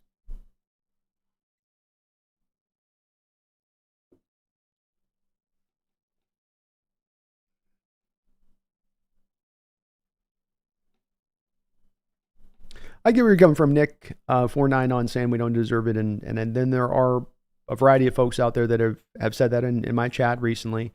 And so, I don't, you don't have to necessarily believe what I believe or what some of the chat believes in my standpoint of it on this. But, it's just every team's got to fight through their schedule in their own way. And the parity in this sport means that there's not a lot of, to me, differentiation from the top down. It's a sport where the teams are as close to any teams in any sport. Baseball, the worst of the worst is far beyond the teams that are the best of the best. And I just don't think in this sport it's that way. And so that does mean every week it is a challenge. Every week it is hard to win in this sport. And we've also ended up having to play a really pretty tough schedule when you factor everything in at the end of the day here. Your division is going to turn out to be one of the toughest in football. Does that, if you're saying we don't deserve, does that factor into the we don't deserve category of it, that you played 6 games against some of the tougher competition you're going to get out there? You had the tough game stretch throughout the season, 3 games in 15 days. I mean, you've had to go through the easy and the tough part of the schedule. To me, that means that the bottom line on it, Nick, at that point is you've done what you've had to do to get it done. And there may not be style points. It may not be sexy, but you are getting in at that point, and we got a puncher's chance at that point, and anything can happen once you get in the playoffs, I get where you're coming from, though. I just do think that, yeah, Nick, you're allowed your opinion on it. I'm okay. I'm not saying you're not allowed at all. So I know that there's some people might brush back. I can't speak for us from where my chat will be at. I ask people to be respectful and even disagreement, but I understand where you're coming from. There are others that have come in. You don't have to think like we're not looking to get to groupthink here in the chat necessarily. If others think that differently, I get it. But that's just my perspective on it. Why I have a hard time getting that we don't deserve it, because it just kind of gets to an arbitrary point of we don't deserve it because of the Steelers game. We don't deserve it because we lost the Rams twice. And we don't what are we really basing on what it is that then builds up what is truly that you deserve? What is the markings of deserving to go in the playoffs at that point? Any of the back end playoffs teams where we find ourselves now, us or Green Bay, can have their reasons brought up as to why they don't deserve to go in at that point. That there's negatives on any of these teams down that are at this just barely getting in kind of spot. I think if you're in, you're in. I appreciate where you're coming from it though, man. Green Bay is punted back to, or Chicago's punted back to Green Bay.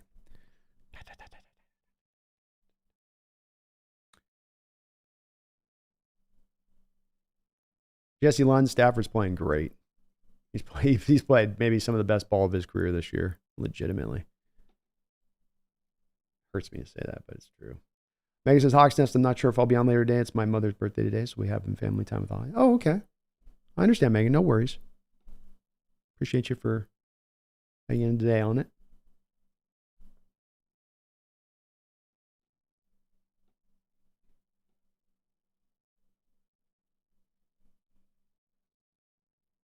Yeah, snap. Steelers, Rams, good teams. Yeah, I mean, Browns, good team. Ravens, great team. 49ers, twice, great team. Cowboys, good team. Eagles, good team. It's not like this has been some light in the pan schedule either.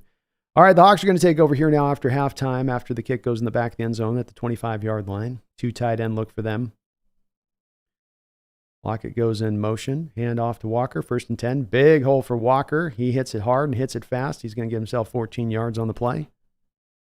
1st down.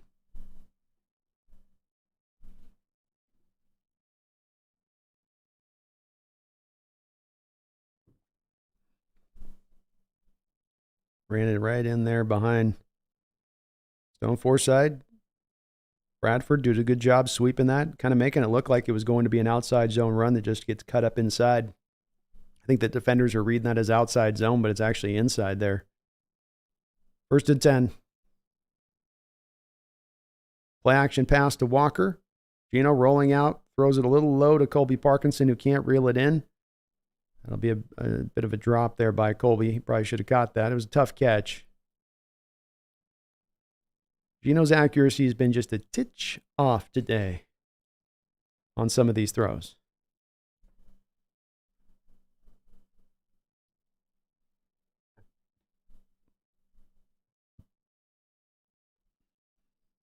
Metcalf on the sideline, not on the field, so not a good sign there. 2nd down and 10. Inside give here to Walker. He tries to bounce around and is only going to get himself about a yard. Seahawks love the 2nd and 10 run up the middle. That is their. We have to lead the league in 2nd and 10 runs. 2nd and 10 are long runs. We've got to lead the league in the amount that we've run out of that look. 3rd down and 9.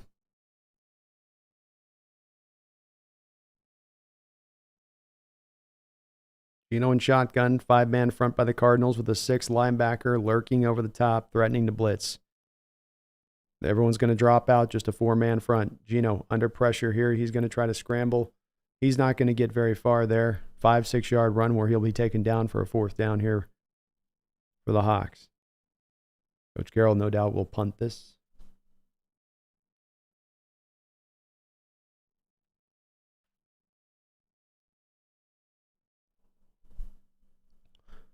The 2nd and 10 runs for the Hawks. It's something I've said I really lament, because if I'm to the point of me as an idiot box here noticing it, then you got to be damn well sure that the defense already knows the tendency, and they're going to lean into that tendency. So it's going to be hard to find a lot of holes on the ground game in that if you're that predictable in your play calling. Here's a nice punt, goes up in the air. And those guys do not like to let that ball roll, those guys coming down. But a good punt by Dixon inside the 20-yard line nonetheless, where the Cardinals will take over down by 7.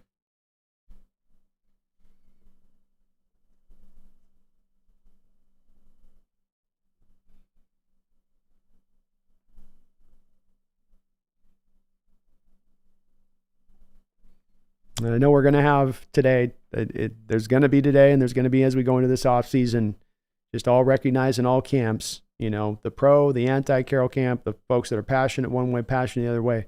We're going to have a lot of disagreement in our fandom this offseason, and it's going to exist here in our chat. It's going to exist in what we do in our discussions of this team. And I think that the important point on this is just to recognize everyone's going to have their point of view on it, and there's going to be people that are frustrated at their wits' end, and there's going to be people not at that point. We just understand it, even no matter how passionate we might feel on one given area, that there's going to be the different sides on this one and the way that people look at this and view the situation, and thus hopefully come from a respectful standpoint as we can with this. But I know it's going to be passionate. I know we're going to have people that are, going to feel what they feel like. I get it. I do. But I do just ask and call always that we understand. We're cool in here. Yeah, Green Bay is starting to drive the ball here now on Chicago. They're up around midfield, it looks like.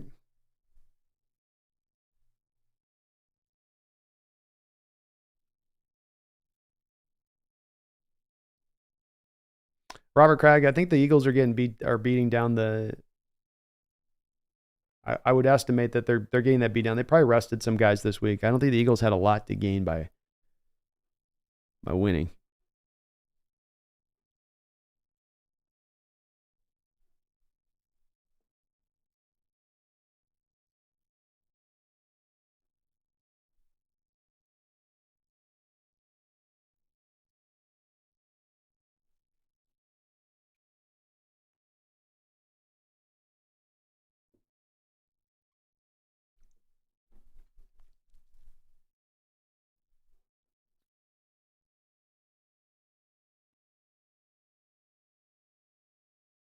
Yeah, I can see it is going to be hard to have these discussions this offseason.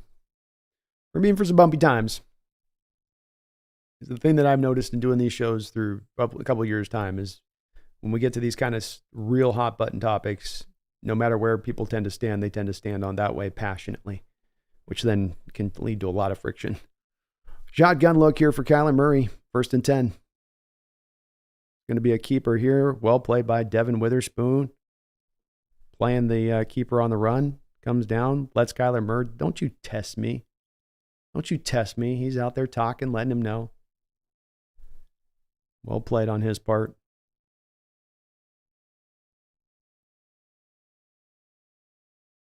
That's Twitch on Twitch right there.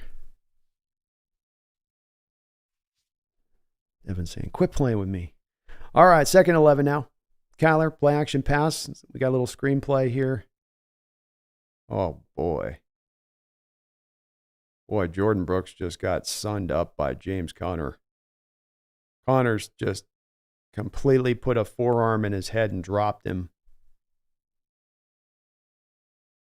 I mean, Brooks had him one-on-one. There's no block out there. Brooks just can't. Whoa.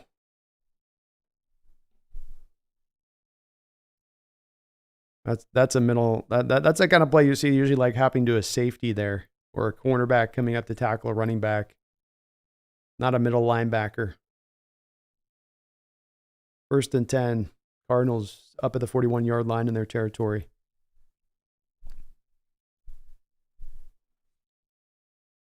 Kyler dropping back to throw. Laces it over there. Wide open out there is Dortch for 1st down. Nobody was close in coverage on that play.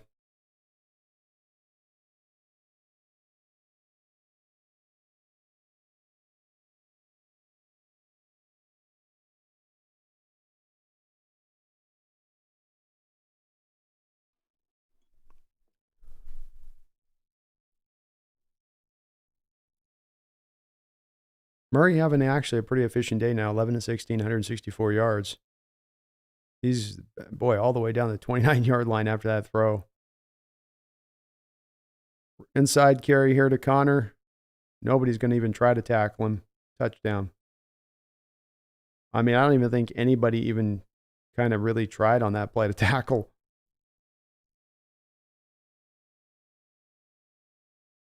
Boy, what an ugly drive by the Seahawks defense.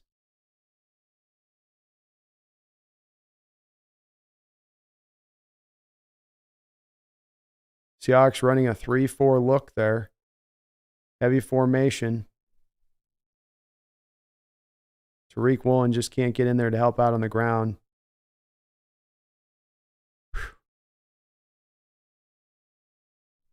Tie game here.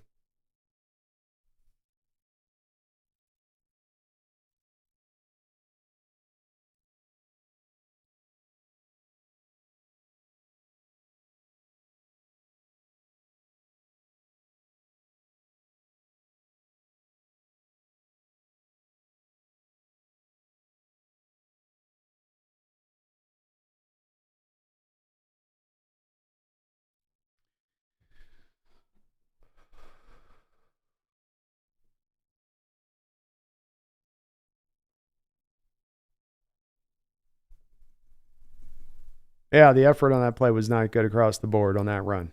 Just across the board. You could find a couple guys there you're looking at going, what is going on there?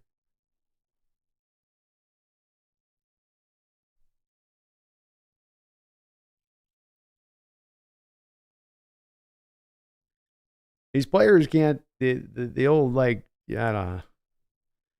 boy, you don't feel sometimes like you go on a football field, you gotta have that fire and want. And like sometimes you just go watch them and go, man.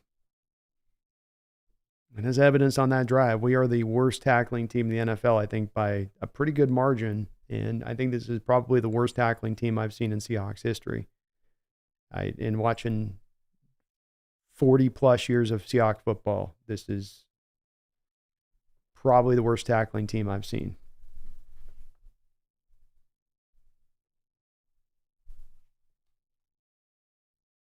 Connor now 12 carries, 84 yards in this game. And if you're the Cardinals, why go away from that as you go forward through this one? Just lean on that. Space, they've not blitzed today. I don't think we've run one blitz today.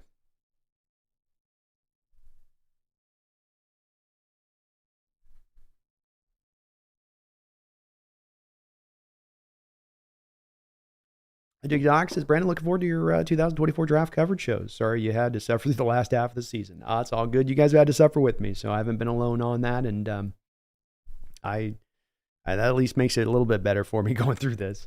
But I was burning the midnight oil last night, going through, started putting I got my big board put together. I'm going to unveil that tonight. My early version of my big board got 111 players scouted to kick off this draft already in the books. So we'll get the big board presented tonight in the post-game discussion. I got my top 40 that I'll also show off tonight. So I'm already starting to get to work on the draft stuff, and we're going to hit it as hard as ever this off season. We're going to make it go.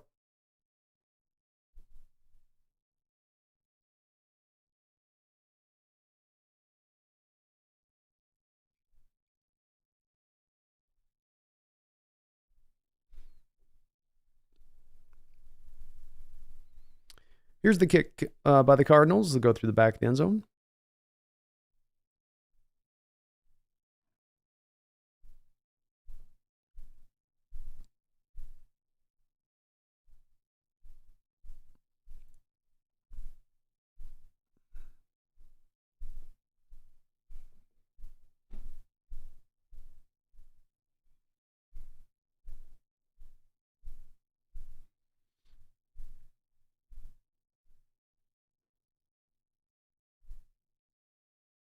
First and 10, Geno under center, 2 tight end look for the Seahawks. Run here to Walker. He'll get it for a gain of 6. Both teams running the ball well here. End of season, a lot of tired bodies. Walker, 13 carries, 76 yards.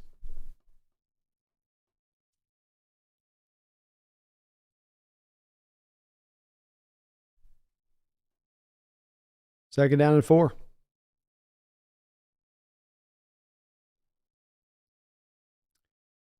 Geno, hand off to Walker. Walker, looking for a rush lane. He'll be brought down close to the first down marker on an inside run.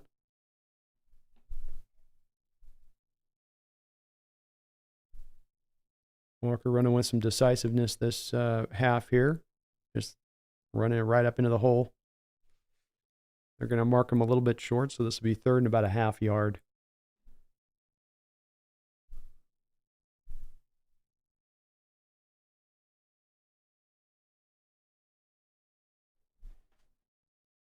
Third down and 1, Geno under center. Be a quarterback keeper, wouldn't it? Yeah, you'd think. I think Geno got it. Good second push there, brotherly push by a Hawk there. I don't know if that was the back that got in there and did it, but somebody came in and gave him a late push. Late little brotherly shove. Was that? Yeah, K9 came in there and pushed Geno through. Nice job, K9. First down.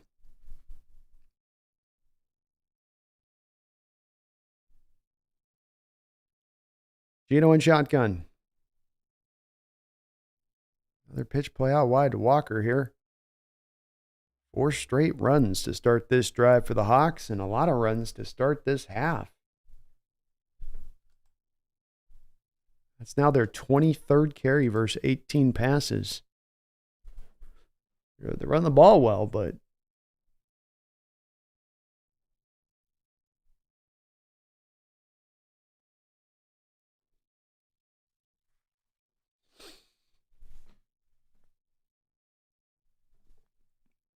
Mm.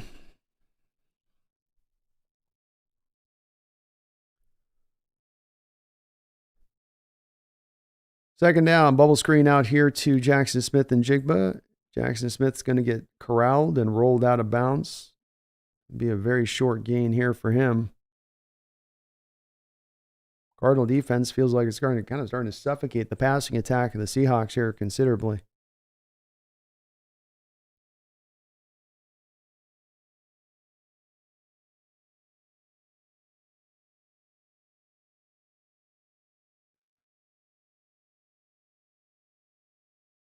The energy just does not feel right on this team right now. 3rd and 12. Gino shotgun. 3 wide. Drops back to pass. Gino looking. Finally finds as an outlet Colby Parkinson, who's instantly wrapped up to the ground. This might actually be a negative play. 4th down for the Hawks. Miserable couple of drives to start out this half by the Hawks. And boy, Waldron just continues throughout this year more often than not to unimpressed. Yeah.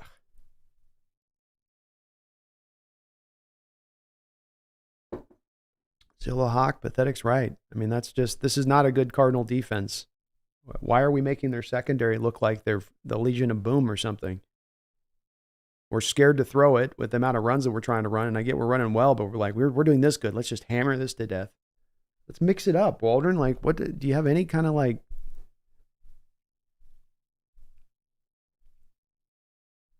Ugh. I don't know. This play calling is just it's so weird.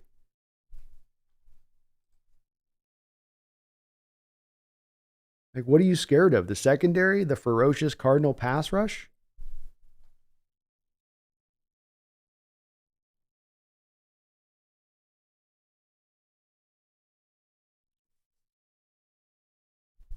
Yeah, Thomas, the quit aspect maybe be something we're watching. I'm watching some effort out here that it's these players can't really hide it when they're sort of not doing given the full effort. You can feel when you're getting a little bit of I think I'm not getting full 100% speed here. You know.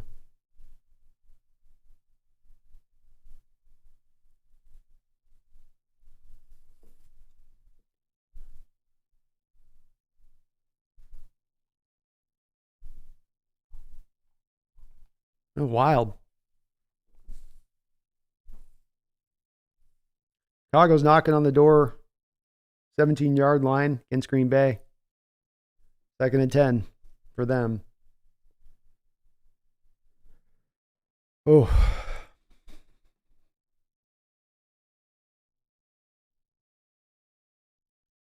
Sugarman Biscuit, our Hawks can't thrive with this coaching staff. I'm having a harder and harder time finding any kind of support for this coaching staff. I watch this team on a weekly basis. When we get to like already you have schematic issues that are at the head of the stack and undisciplined nature at the head of the stack. And then, you add into now I've got to question whether or not I've got the team buying into you. This is kind of the trifecta of crap. And this is a make or break game right now. As a Hawk fan, ask yourself watching this team is everybody on this field playing like it's do or die? Like they're backed up against the corner. They got to fight their way out. Did you guys get that feeling from this team today a little bit? From everybody? I mean, I think some people are doing it. I don't want to say it's a team-wide problem, but it just takes a couple guys not bought in for this thing to sink. A couple of the cabins take on water, the whole thing goes under. Terrell Semeki, thank you for subscribing to the channel. Terrell, appreciate you for doing that. Why are they showing the Super Bowl play? Let's not. Do we not have it? Come on now. Get that off the screen. Off the screen. I don't know more of that. Thank you. 3rd quarter, 6:32 to go here. 13-13 tie. Bears kick a field goal against the Packers, so they'll now down 9-14. Murray under center here. 1st and 10.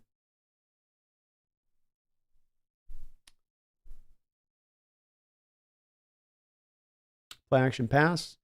Quick pressure. It's got a little screenplay out here to Trey McBride. Trey McBride is cut down there by Witherspoon for a 2-yard gain. Right, almost able to keep his feet out to tackle it. It eventually went down.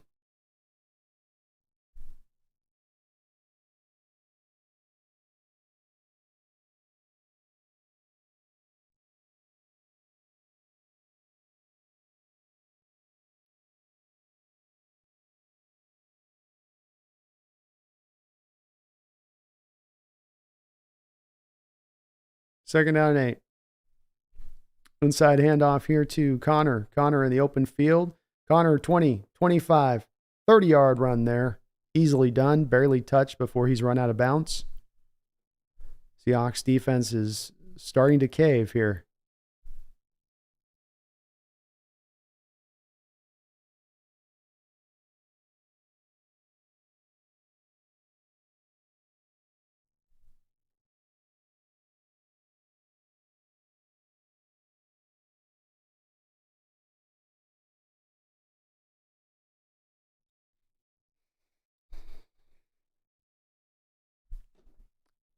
Ball at the 50-yard line, 1st and 10. Murray with a give inside here to Connor. Connor wrapped up and rolled up there nicely by Cam Young.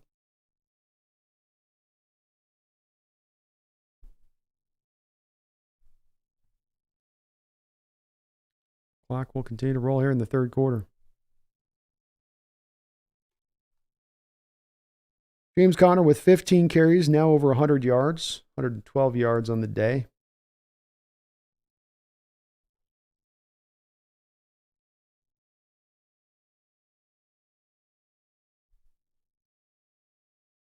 Second down and 10.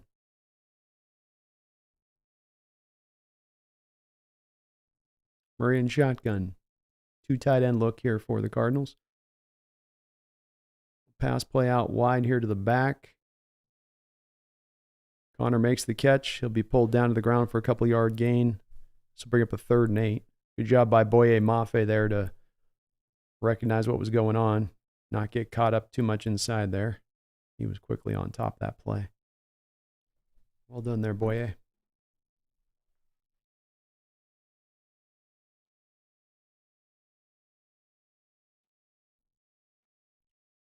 Third and 8. Let's look here from the Hawks. They'll bring the 5-man stack. Get to Kyler. Incomplete pass. Look at that. Look how blitz can work. Bobby Wagner sent on the 5-man blitz there. Abel, I think he was the one that made the hit there. Let me make sure. Somebody got home. Oh, it's Leonard Williams. Leonard with a nice hit there. Good job by the big man. Nice stop by the Hawks defense. It looked like it was going to fold there. There was some heavy fold factoring in. But we'll get a punt nonetheless here from the Cardinals. Boy, beautiful punt there. It's going to go down to about the 2-yard line where that will be stopped right there.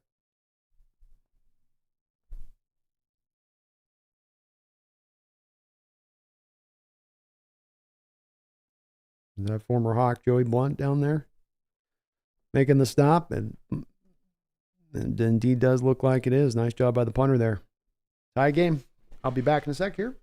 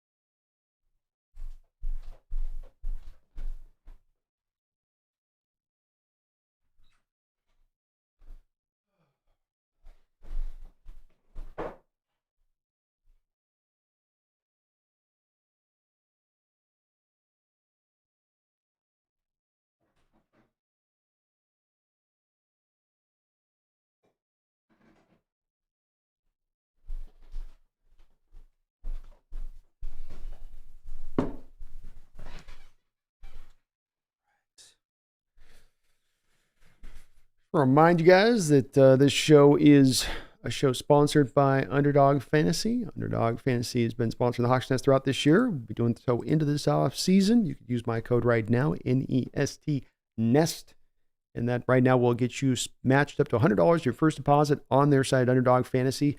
They've got some great ongoing contests. This may be the last week of the football season, but you got the NHL hockey, basketball, baseball on the horizon. You can get any kind of contest you want, any kind of fantasy kind of contest you want on them. They've got ongoing prize packages and whatnot. So do go there today, please. Support the channel. Also get extra $100 in your pocket. Not too shabby on me.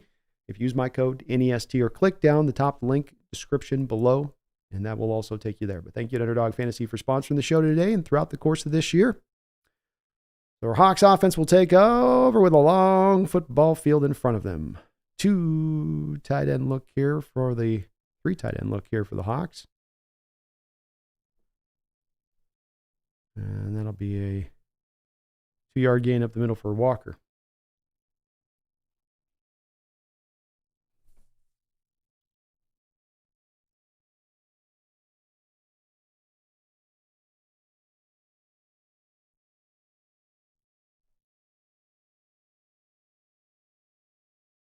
Second down and 8. Geno under center. Drops back to throw, flips it out wide here to Disley. His third catch of the game. Short completion, but it does give Seattle a little bit of breathing room here for third down.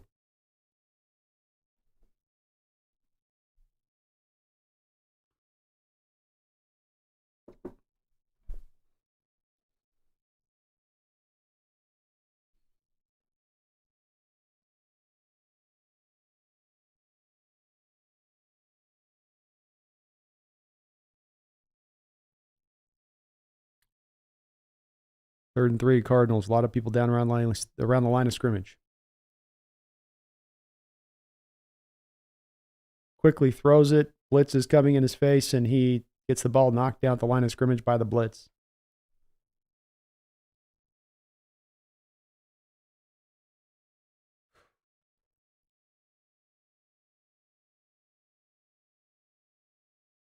Just got a sea of hands running into his face there.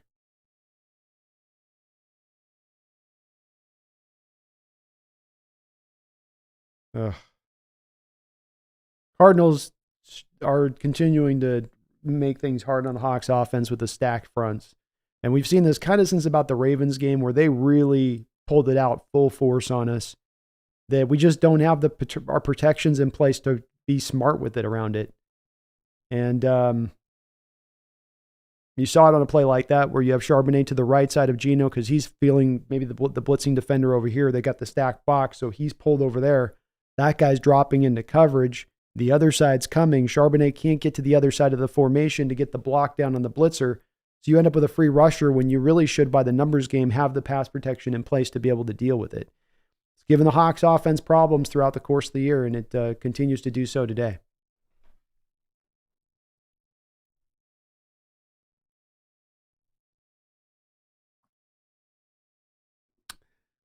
Green Bay's added a field goal to their lead there, so they will be on top of the Bears now 17-9.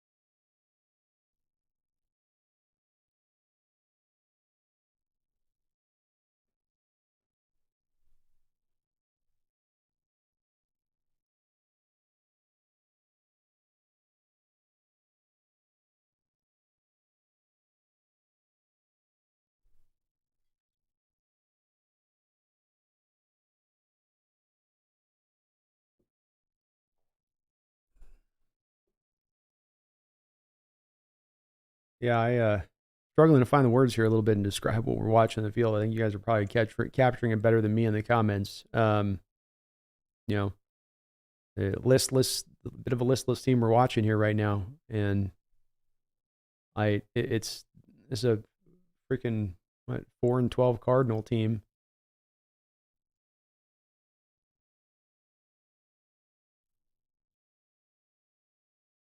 You can see on this how they're defensively. This is a representation too of a defense that they're bringing these stack fronts. They're bringing these things to manufacture ways to help their defense out. A defense that's not particularly good, and that's what coaches should do. And you see kind of on the counter the other side. I think we ran our first blitz on the last series of the game, or damn near our first blitz, and that we don't do those same kind of things where we can help out our personnel. And the players got to do their part too, and they got to tackle, they got to provide the effort. But you can see sometimes we don't have that on the other side of it. Jordan, thank you for the $2 donation. Says, so is there a reason we are conservative? I don't know why. The Cardinals don't mount any kind of pass rush that's typical to what you've been receiving in the back half of the schedule. They've got holes all over in their secondary you should be able to attack. Here's a first down run by the Cardinals and a lot of room. It's going to be a 15-yard play here by the backup back for the Cardinals. I don't know. It's a bit of a Jordan. It just feels kind of a fear base today in the offense. Like they feel like they're scared almost in their play calling and their approach. Not really sure why. You have so much of an arsenal of targets to go after on this offense to utilize, and I don't know. It's going to be hard for me to find a lot of positivity if where we're at with this team. I'm looking for it, folks. I'm trying to stay there, but holy moly. 1st and 10, Kyler back in shotgun. Handoff inside on the run. And good job by Darrell Taylor there. He brings him down the ground for a no gain.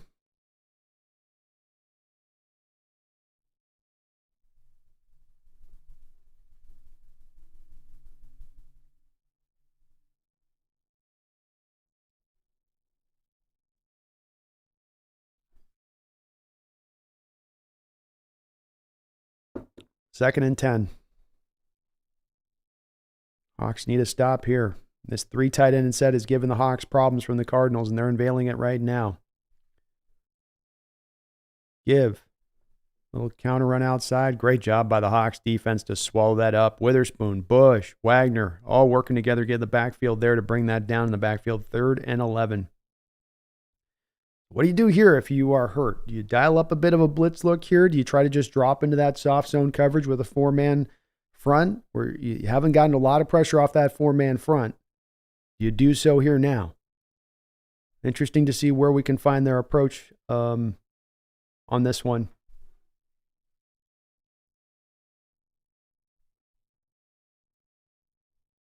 Shotgun look for the Cardinals. 4-man look on the front from the Seahawks. Mike Jackson is up around the line of scrimmage like he might blitz. Kyler Murray is going to have to call, I think, a timeout here to prevent the delay of game. I believe. Jordan, thank you for that $2 donation. I wish I had a better reason to give you on the conservative answer here. I don't, I look across the board a little bit in the way we run what we run, and it's just from defense to offensively, it's a little bit of a, protectivism kind of place that you go from, protect against the cause of having the turnover happen offensively, protect against the deep ball, protect. It's less about attacking and taking it to your opponent and more about almost reacting. And that always seems to me, that sometimes can just put you on your heels a little bit. And that's what this team feels like at times, is that it's on its heels while the opposition's up on their toes. I don't know if it is that, but that feels a bit of the reason, at least partially.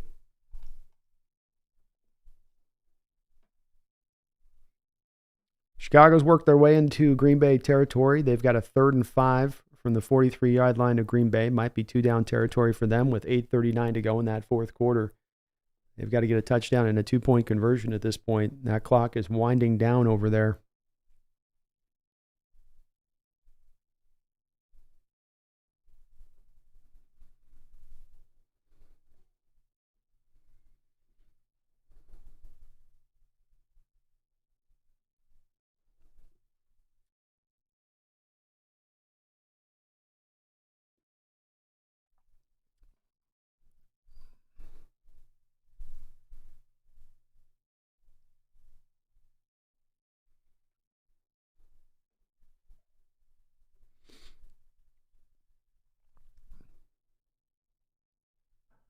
Oh, that was the end of the 3rd quarter. I guess they were just winding that down to the end of the 3rd.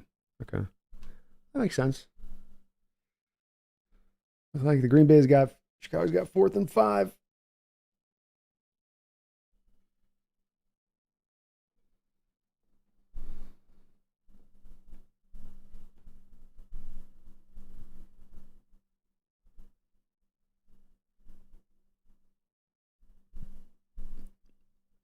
Yeah, Don, I'm a big guy, and I don't know if it's always been this way with Pete and how it's always felt this way of the play not to lose. But, from the unwillingness to go for it on 4th down to the nature of how unwillingness to throw into the middle of the football field, right? Is he doesn't want turnovers happening in there. And so we throw outside the numbers more than any team in the NFL.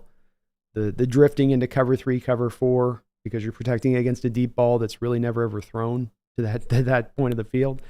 It's all into that sort of just try to keep it safe thing. All right.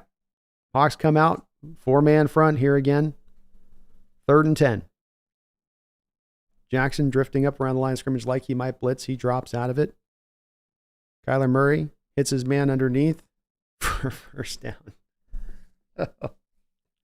Hawks drop back into zone, allow the completion in front of them. Expectation is they're going to rally up and tackle the guy. He comes up with a head of steam and is able with forward momentum as Rondale Moore at 5'8" to drive forward on these tacklers and go get the 1st down.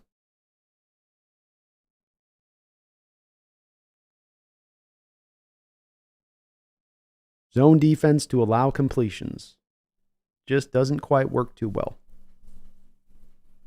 And that's what that defense was. It dropped to depth, hoping you're going to try for the short completion, then we'll rally and tackle. Read option keeper here by Kyler Murray. He'll take it for about 4 yards out of bounds, where he'll be dragged out by Julian Love.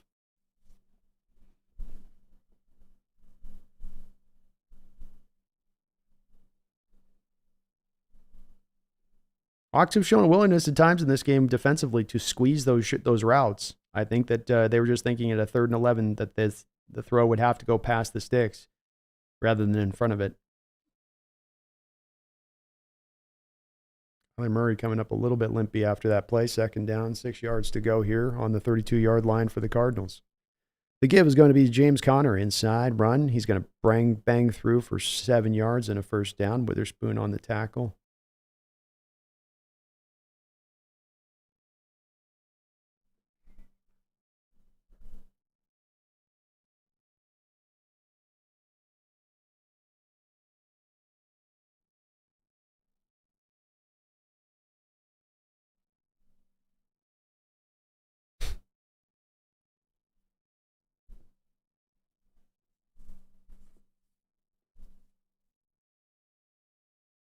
First and 10, 13:02 to go in the 4th quarter.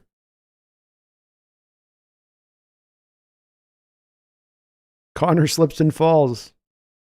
The only thing that can stop Connor is Connor. Negative 2-yard play there by James.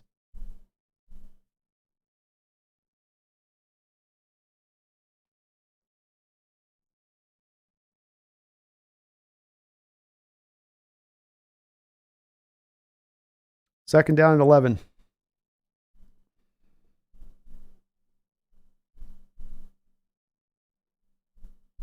And if the Hawks could get a turnover here.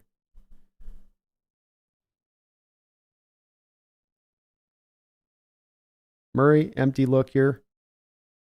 Got all day in the pocket. All day in the pocket to decide what he wants to do. Finally completes the ball out there to Devin Bush, who's covering a wide receiver. 1st down. Hawks unable right now to get any pressure off of their front 4 and unwilling to run any kind of blitz.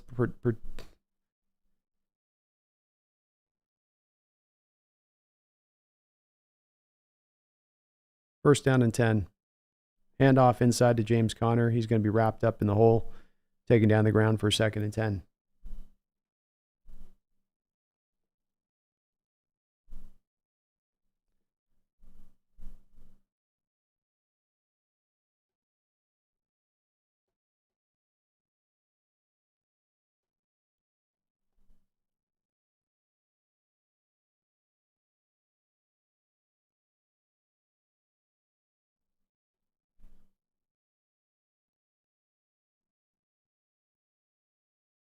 Second down and 10.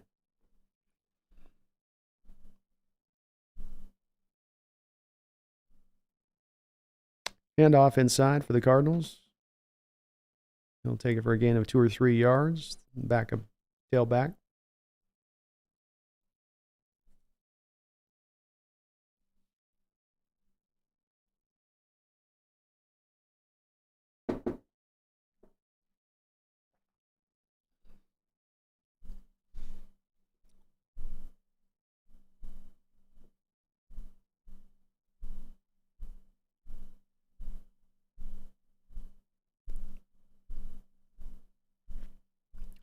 Third down and 8.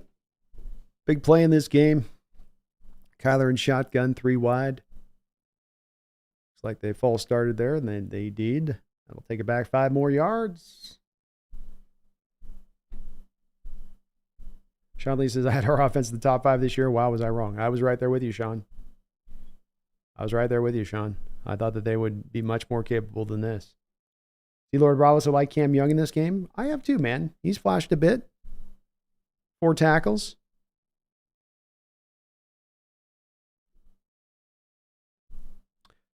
Third down and 13.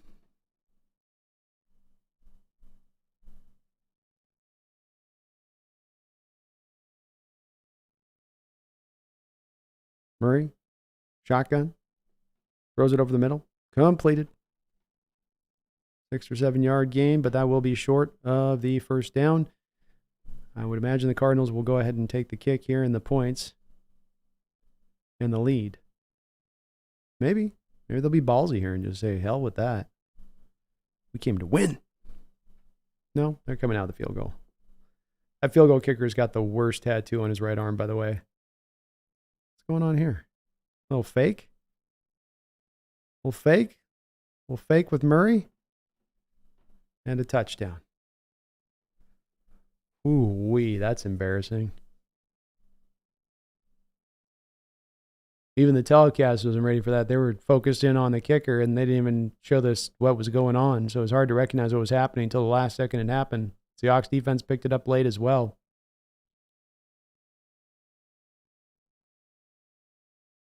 Everybody just kind of standing around, hands on their hips. Nobody's trying to get in position. Nobody's recognizing anything. Jeez Louise. Just a team completely unprepared. Playing against a team that's prepared with way less talent on the other side of them.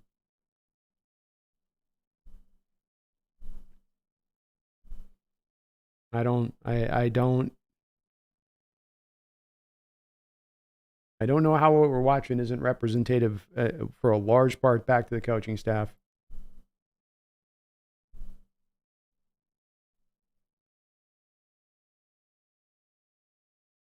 Wow.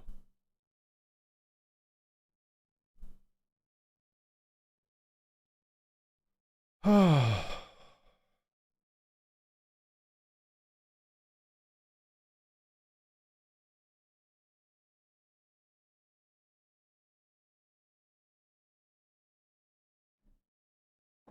Oh.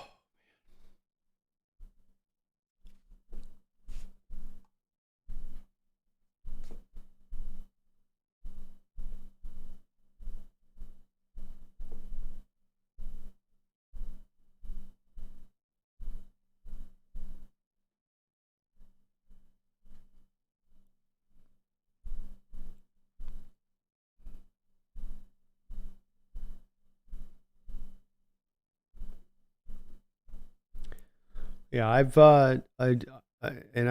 working my thoughts up in my mind. We'll be getting into the post game discussion today. By the way, folks, I'll be doing a post game Bleacher Report show over on that app. So if you click down the link in the description section below, you can actually get a direct link to that post game Bleacher Report show I'm going to be doing directly after the game. So do please, if you have, download that app for me if you could. I'll be over there doing a quick half-hour wrap-up show after this game finishes up. And, of course, we will be doing the post-game discussion over here as well.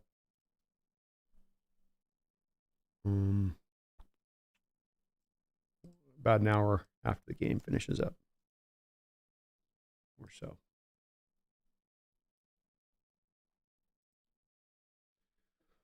Ole mole.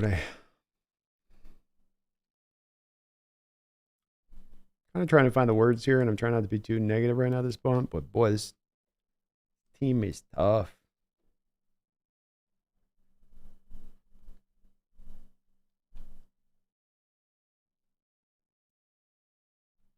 Struggling. MJ Seahawk, thank you for the $10 donation. And, thank you for all your donos recently, man. You've been very kind on that. Appreciate you for that as well. Says Mike McDonald for head coach. Thanks, Brandon. You rock. Hopefully we'll have some positive Hawks Nest videos this offseason. I've got some videos I'm definitely preparing for that I'm going to put together for this offseason that will have some positive vibes on it. Some Walker, some DK videos, a couple of others ones in there, so it won't all be negative. We'll try to keep a balance at play here. I'm also going to be doing a great Seahawks moment video that I've been working on a little bit in the background from a few years back. So we'll be putting that out as well. We've got the draft coverage and all that for agency, so we'll get some good stuff going, but might have to turn over the tough part tonight, MJC. Might have to be some tough turn-ins tonight, unfortunately, with the way it might go. But thank you, man. Thank you for all your support during this year, as you have been. I know, member of the channel as well. I dropped a hundo last week on it on the channel, so thank you for that. And I'll just about take just about anybody at this point, as far as just give me some legit change here. You know, give me something that's got some legit change to it. Nobody's out there with any energy on this team right now. Nobody. Everybody looks just in a go through the motions kind of feel a little bit. There's a couple guys out there going hard, I guess, but just not everybody. And it really does stand out when you see it like this clearly. Thank you, though, MJ, for the $10 dono. Gino back in shotgun now. 4 wide to start out this drive. Gino, quick little throw out to Walker in the flat. He'll take it, try to get up the football field for a gain of 3. Cheese Taco, thank you for the $5 donation. Says, well, at least I can take down my Christmas decorations next week. All that free time and all. Well, there's a positive, man. There's an upside to it. You know? There's definitely an upside to it. Thank you for your donation. Appreciate you, Cheese. Back under center, 2nd and 8 here. 2 tight end look for Gino. 2 wide. Gino, hand off to Walker. Walker dances up in the hole. He'll be brought down to the ground. Boy, Seahawks offense just does not have any, just very, very milquetoast right now a little bit in its feeling of things here. Not trying to push the ball up the field, not trying to really attack here. It's a swing pass and then a run inside to Walker. 3rd down and 7. Michael Green, thank you for the $10 donation.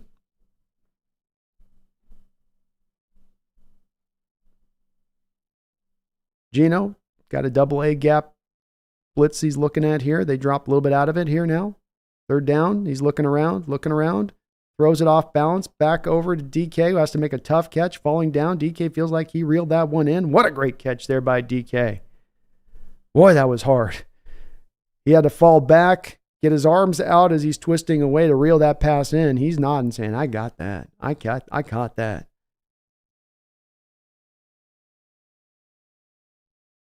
See here.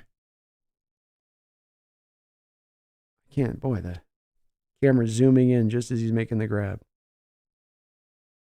Like he's got, well, Arizona's going to challenge it. Looked like the ball might have been moving there. Michael Green, thank you for the $10 donation. That is very kind of you, Michael. I hope you're having a great Sunday, even though maybe not the greatest of the results here. It says, enough is enough. If we lose, at least Harrison won't go to Arizona. But our defense is atrocious, and Pete is supposed to be this defensive supermind. Bill is done in New England. Pete should be done too. Yeah, it's pretty hard when you break it down and boil it down to kind of the bottom line on that. Is if it's time for Belichick to be done in New England, and he's 4 years removed from winning a Super Bowl, how can it not be done with Coach Carroll on the other side of it?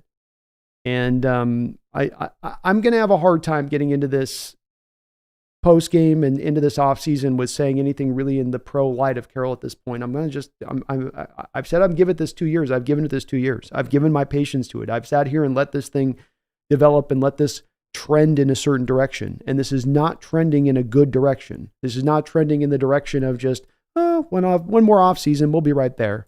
It's not trending of it's magically going to fix itself, which is some of the proponents of the Coach Carroll people that are out there. And I'm not knocking you on this. This is the part that it kind of comes off of, where it's, well, just trust in Carroll to get better with better talent. It's all just the talent. It's like, well, you're not going to be able to turn this whole roster over in an offseason. And if it's that bad, didn't Carroll pick some of these players in the first place? And do they all get bad in one offseason at once, basically? And a lot of these guys' respective things. I'm going to have a hard time with it, Michael. I'm going to be in that same place. You say enough is enough. And I think that's really where I'm going to be at with it as well. I can be sold on a coach like Carroll being an answer as we go forward. But as I've said, you're going to have to give me something more than Super Bowl from 10 years ago, or a timeless culture, or something along that lines. Like that stuff, the culture thing and the atmosphere and the team, like that, you've got to kind of also, when you say that he builds this great culture and this great, well, okay, if he does that, what does that equate out to the football field as far as disciplined play, as far as playing wild, fast, and free for him, because he's got the buy-in of the players? Those are the things we're not also seeing, in addition to a lot of other things that aren't good about this team. And it comes down to, where does that faith come from, or optimism come from, that it just fixes itself into the future? And I'm not going to put blind faith into something. If you can tangibly give me something that gives me that, here's A, B, C, D, and E, what he brings to the table, that's one thing. But if you can, and you're just giving me stuff that points back to 10 years ago, or an overall winning percentage record for a 10-year period, it's really not going to endear me as much to feel much confidence in this coaching staff for this team going forward. So Michael, I understand where you're coming from. I think that's going to be probably most of the majority of where people stand on this. And I'm also going to find myself, I think, in that same realm when it's all said and done here. And I didn't arrive here lightly. I didn't arrive here fast. Thank you, though, Michael, for that $10 donation. That's very, very kind of you. Taker610 with a $2 donation says, Pete has to retire after this train wreck of a year. And we've got mangled steel, body parts and limbs everywhere. Nothing but a sea of red splashed across the landscape. And the play is going to be overturned on Metcalf's catch. So this will be a punt by Michael Dixon here. I've said we're going to learn about this ownership and where they stand on things. And if they truly are going to hold accountability to what's going on here right now. And we'll find out that hopefully very soon this offseason. But I think that there's a lot of signs here for Pete to read the tea leaves, and you're not going to have to read them too hard. They'll spell out exactly what probably is the proper route here to go with. And if I was internally looking inside, if I'm Pete, going, man, I'm teaching it the same way I always taught it. Players used to listen to me on this. Players used to buy in on this and they're just not buying into my message anymore. That just comes back to, well, how are you going to magically get them to buy into a message over an off season? And maybe it's just your message isn't landing like it once did. And there's a lot of signs for that, I think. I don't know if it'll get them to come to that place, but I think there's a lot of signs that this is where we find ourselves at this point. Jordan, thank you for the $2 donation. Says, yeah, if Jody truly cares, Pete is gone. I'm sorry, that's where I stand too. I'm not sorry. Like I said, I didn't emotionally arrive here. So this hasn't been an overnight experience or based off a Cardinal game or one season to be here. I agree. I think that if Jody truly cares at this point, she's got to make the tough call in this situation. And it's not easy. Tough. 1st and 10. Play action pass. Kyler dropping back to throw. He's going to complete this out wide here, and Julian Love will cut down the receiver for a gain of about 5 yards.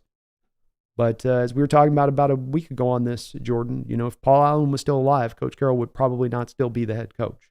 He's gotten a little bit of an extension period of time here because Jody Allen took over for Paul. And in that extension of time, it's just not been able to bring this full circle, bring this in the way that it needs to bring back to front, back to contending status, back to close to contending status, trending towards contending status. 2nd down and 4. Kyler under center now, 2 tight end look, 3 tight end look here. This has been a tough one for the Seahawks today.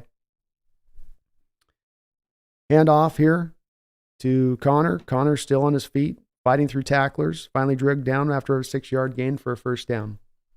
We'll see if she truly cares though, Jordan. And to your point on that, where we find out where her answer stands on this is really going to also, not just with Carroll, but Jody, on determining how active an owner and how much of an owner we have that does care about that process like that. And I hope so. I truly do hope so.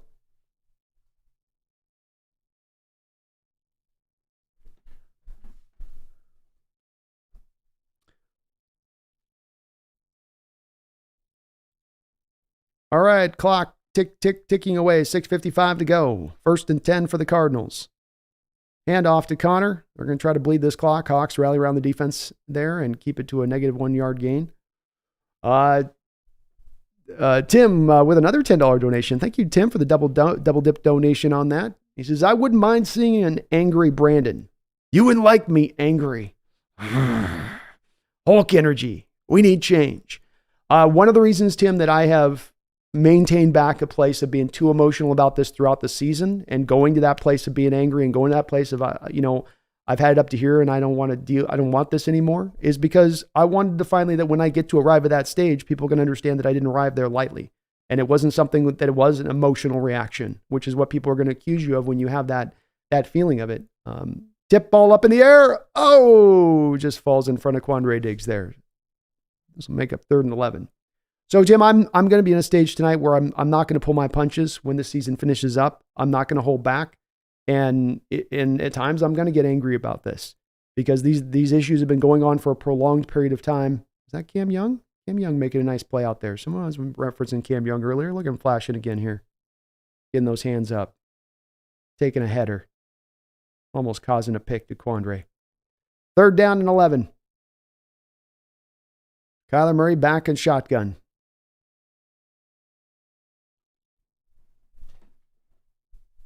Play clock winding down. He's going to throw it back shoulder, completes it to Michael Wilson. 1st down on Trey Brown. Trey Brown wanted an OPI, offensively speaking. He's not going to get it. 1st down. But Tim, that's why I've wanted to wait on that a little bit, is just to make sure and be as certain of what I'm seeing. Give Carroll really that 2-year period I said I was going to give him, and that did look like a bit of a PI. His arms are extended. But we've seen that the officials, when it comes to the secondary today, are just going to let him kind of play.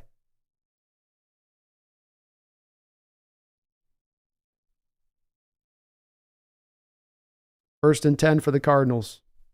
Kyler, 18 to 25, 227 yards. He's been very efficient today. Doesn't need to be a high-volume passer when they can run the ball like this. James Conner right up in the middle of the hole. Leonard Williams there, swallows him up, brings him down. No gain. So I'll be there, Tim. I'll be there if where we arrive at the bottom line, where this is really going, is I'm going to be at that spot. And I'm definitely finding myself at my wit's end where a lot of people are in the chat on this. And I've tried to be really patient with this to not get to this place, but it's getting hard to and undeniable, and looking at the data on the football field for what we're watching. It's getting really hard not to walk away and go, this is where it's at.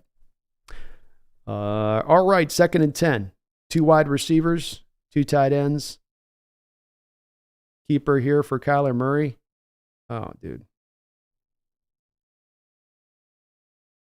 I don't know why the offensive linemen want to get mad at the players. Like, your quarterback turns into a running back. He's going to be treated like a running back. Then he decides he wants to suddenly slide. Like, Kyler slid really late there. I'm glad the officials didn't call the penalty flag. Kyler slid really, really late there. And those quarterbacks like to play that little game where it's like, I'm going to slide and then I'll get the hit, then I'll get the penalty. And it's like, he could have slid right here and said, no, I'm going to do it. And he just kind of, okay, I'm going to do it now.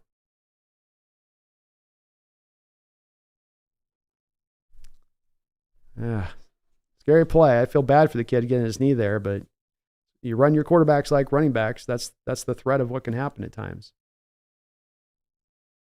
3rd down and 9. Kyler Murray's going to come off the football field here.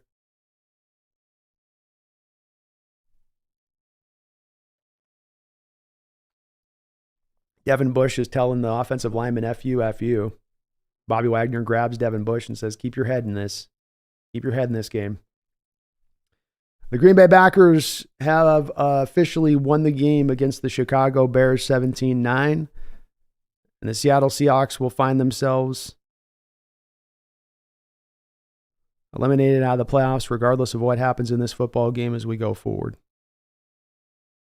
3rd down and 9. Kyler Murray out of the game here for the Cardinals. And nice leadership by Bobby, taking control of Bush there, not letting him get out of control with his emotions. That's what a captain's supposed to do.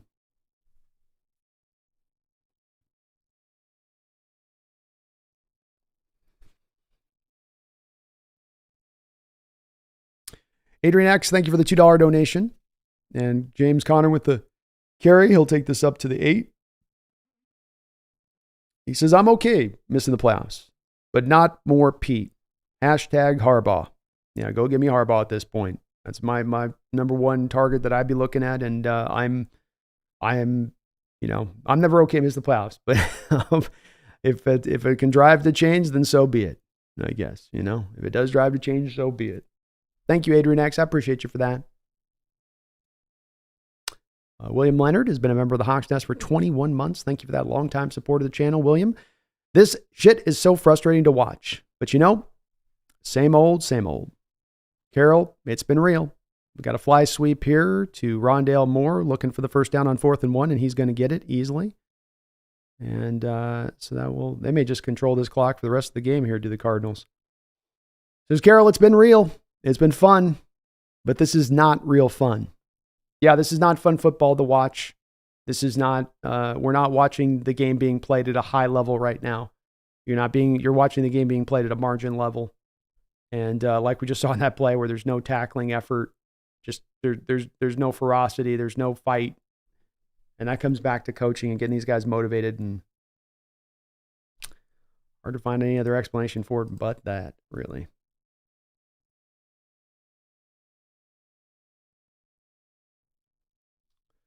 First and 10 under center here to James Conner. He's going to get swallowed up into the backfield here, but the Cardinals are well within field goal range. I'm going to link to the post-game Bleacher Report show for you folks. So if you have a chance, please do check us on out in that Bleacher Report show, if you could.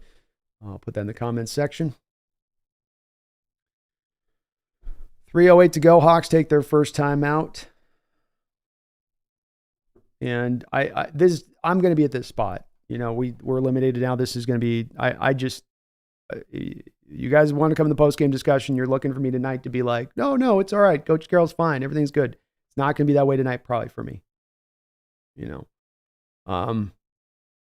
As I said earlier, I've given this a lot of time in my watching this team, and you may be in a different place. You may be in the same place, but I don't know if you can accuse, if you find yourself as a pro-Carroll person, I don't know if you're being really honest, if you're going to the people that are anti-Coach Carroll folks and you're saying, you're being so reactionary, you're being so knee-jerk, versus there's a lot of time that's built up to get to this place where it's kind of feels like it should be at its natural end. The writing is on the wall. The writing's long been on the wall. It's been on the wall for so long, it's kind of faded. But, that's indeed, I think, what we are kind of seeing, in my opinion. And there was a story leaked today by Schefter about that being an option in the 2025 year for Coach Carroll, meaning that it is really only a one more year deal really for next year. Does that make it more possible for them at that point to be looking in another direction and to go a different direction? I don't know. We'll see. Like I said, we'll learn a lot about Jody about this offseason and her level of care for this team. DJ Smarty, thank you for the $5 donation. Says, I'm okay with change, but I want to make sure that we do not go the route of 20 head coaches in 20 years. If Pete retires, there needs to be a plan.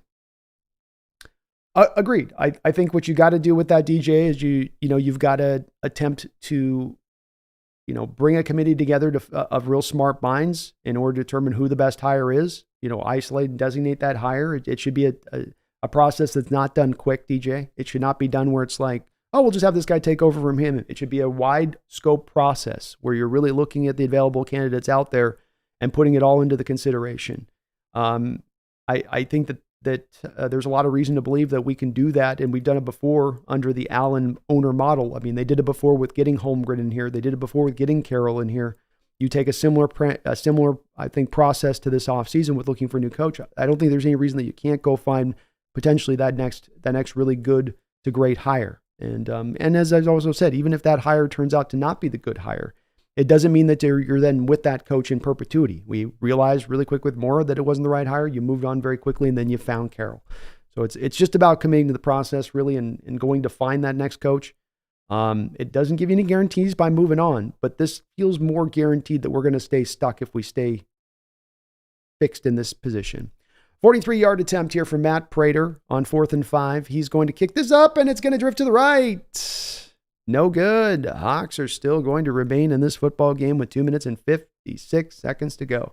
So I thank you, DJ, for the $5 donation. We've had 7, 2, 3, 4, We've had eight coaches in 50 years. So, we definitely, we're not the Steelers who've had like 4 coaches in 70 years or something, but just commit to the right process, get that committee together, bring in outside minds, bring a lot of different thought processes into play to get the right determination of who the right guy is, and then go be aggressive, go be aggressive and go make it happen. All right, Gino in shotgun now. He will drop back to pass here. Scrambling around, looking through. And he's going to get to Parkinson. He'll get drugged to the ground here with 2:45 to go. Hawks have no timeouts. We've seen these fourth quarter comebacks from Gino before. Mom's in the house. What's up, Mom? Dropping the $20 don't know. Appreciate you. Love you. Hope you're doing well. 2nd and 5 here. Shotgun look for Gino. He's looking. Going to find Charbonnet for a quick check down throw. Charbonnet will get it to the 47-yard line. First down, Seahawks. Says, congratulations on a great year of broadcasting. Tough material to work with at times, but you are great. Thank you, Mom. You're great. No, you're great. No, you. 1st and 10 from the 50-yard line. Gino drops back, checks it back down underneath to Charbonnet again. He makes a couple of nice, real good cuts in there, throws a defender off, breaks an ankle, and he'll get up the football field here. The Cardinals side of the football field here. 1st down. But love you, Mom. Thank you for watching. Thank you for making me. And it's been a great season with my peoples in it. Even if it hasn't been the best season as far as the end result goes. It's been a wonderful year for my people. Wonderful year here in the Hawks Nest.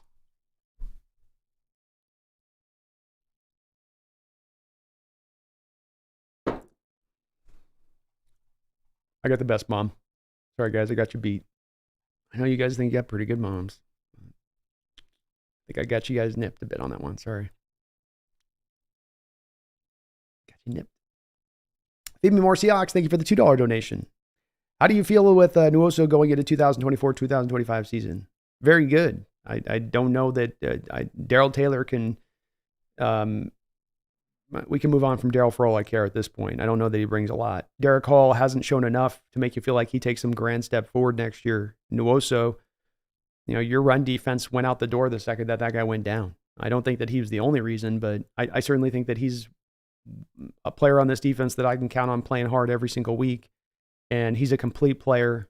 And the injury that he had is not a lower leg injury, so he should be able to recover in full and be back there bouncing around fine by next year. You also can't do anything to get out from underneath the deal right now because he just signed the contract. So there'd be too much dead money feed me to try to do anything like trade or cut in that situation. So he will be on the roster next year. Outlaw Racing League, thank you for subscribing to the channel. Outlaw Racing League, I appreciate you for that. We're trying to get over 15,000 subscribers this year before the February, if we can. So we got 3 weeks and about 100 subscribers to go. So you can help me get there if you're not already and subscribe to the channel. Please do get subscribed up. But thank you, Outlaw Racing. Appreciate you for doing that. And again, we will be bouncing over as soon as we do have a game wrap up here. I'll be bouncing right over to the Bleacher Report to do a quick show over there, and then we'll be back here to do a discussion later on. So links in the description. I put that in the chat as well. You do have to download the app, but might be doing some stuff in the off season on that. Robert Craig, that's very kind of you to say. Brandon are the best Seahawks combo on YouTube. Appreciate all you guys do every week for your content. Thank you, man. I love working with Brendan. It's been another great year. I think we've been doing this 3 years now, working together, and it's been awesome working with him. And we've got some content, off-season content lined up here, and we're gonna get cooking with it.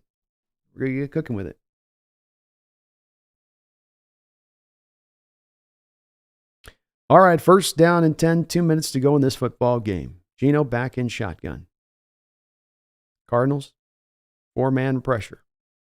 Gino going up top to T-Lock. Tyler Lockett. Touchdown! Tyler Lockett with the catch over the top. Nice late hands there by Tyler Lockett, and he makes the grab. Let's go, Seahawks.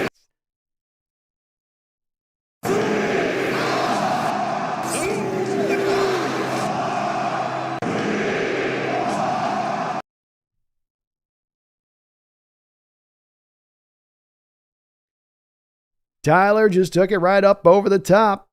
Nothing too fancy on that play. And Gino put in a nice little pass up over the top there to complete it. Nicely done. Touchdown Seahawks. Hey, you guys answered my call out there. Thank you for doing that. James R., Jordan Lynn, KT. Thank you for subscribing to the channel. I'd really love to get over that 15,000 mark this year. So thank you for helping me get a little bit closer to that mark. It'd be a nice little round number to hit here through this year, and it'd be great if we could. Great job there by Tyler Lockett on the catch there. Hawks now are going to try for a 2-point conversion. Because why not? In the back of the end zone is Tyler Lockett. He'll get the 2-point conversion. Seahawks will take the lead 21-20. Ran in the cut with a $2 donation, says touchdown, Mr. Reliable. Touchdown, Mr. Reliable. And how about the 2-point convo at the end? Just to finish her on up there. Not too shabby there from Tyler Lockett. 2 catches today, 71 yards. Came into this game with 823 yards, so very close to that 1,000-yard mark again this year. Nice patience in the pocket there by Gino to find him late. Over the middle and wide open. Let's go. DK pumped up. Good to see. So the Cardinals will take over with 1 minute and 54 seconds left to go in this game. Needing a field goal, they got 3 timeouts.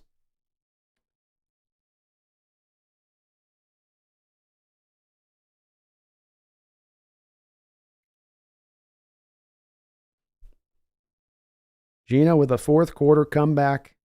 He's had more than a few of those, leading the league, I think, in the NFL this year in fourth quarter comebacks. Certainly will be so here.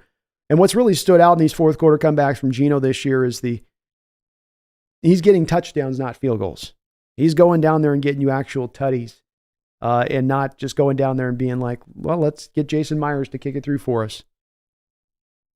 So it's been, what is this? His fourth touchdown drive. We had the Browns game. We had the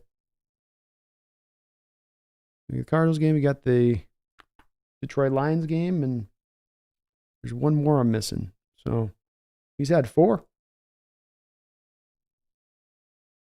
All right. Kyler Murray back on the field with the gimpy knee. 1st and 10 and shotgun. Dropping back to throw. Kyler throws it up over the middle there. A little low throw to Rondale Moore. Hard to throw low to Rondale. He's 5'8". Throw it at the tops of the feet. That's his ankles. Couldn't quite reel that one in. 2nd down and 10.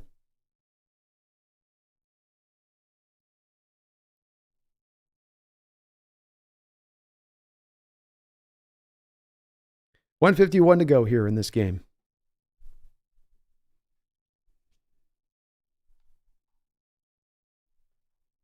Kyler dropping back to pass. Hawks bringing a blitz. Completed pass to Michael Wilson.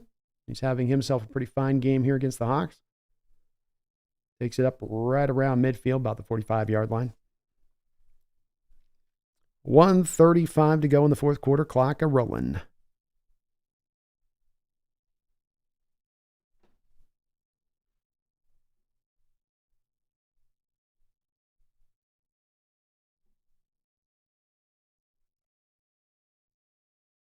Kyler taking a long time here to sort of get the play in the right spot. Now he's got 3 timeouts. They've got a lot of time to get this going, so there's not a rush here. James Conner out in the open field. Great tackle there by Devin Witherspoon. Picture perfect tackle there. Picks him up, throws him to the ground. That's a little guy taking a big guy to the ground, almost as though it was opposite there, where Devin was the bigger defender versus the running back. Great tackle by Devin Witherspoon. 2nd down and 11. Kyler under pressure. Quick tackle and wrap up there by Bobby Wagner and crew on the completion. And this will be a timeout here by the Cardinals with 46 seconds to go. That'll be their first timeout of the game. And this will bring up a 3rd down for them. No doubt in two down territory. But Witherspoon, what a picture-perfect tackle right there. Wrap and roll. He continues. He's played with fire today, I'll tell you that. That's 10 tackles for Devin Witherspoon. You don't think that he's been in this game doing everything he can. 3 tackles for loss, by the way, from Witherspoon today. I know it's hard to give a lot of people props in this defense after a game like this necessarily, but he has been one of the ones playing really good football. 3rd down and 8. Kyler Murray dropping back to pass. Hawks bringing a 5-man blitz. They get a little bit of pressure in his face. The ball is going to be completed out there on Mike Jackson for a first down. Sitting back and off coverage, they ran a little stop route in front of him. Kyler just threw it right there to him. And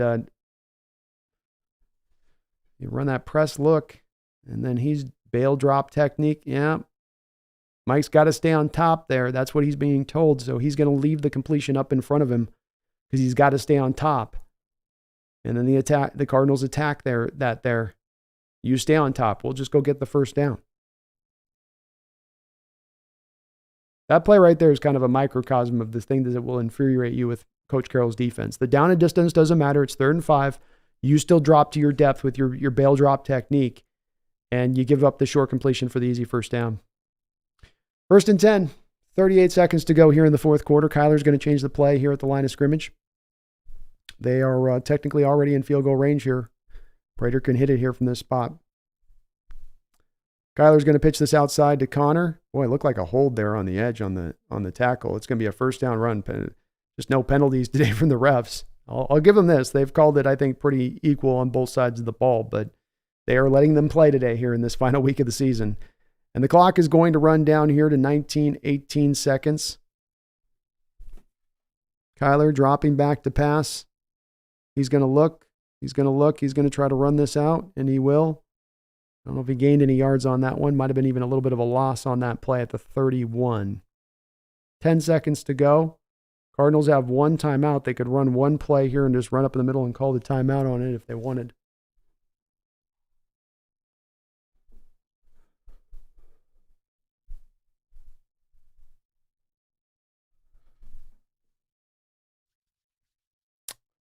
Ten seconds to go. 2nd and 11.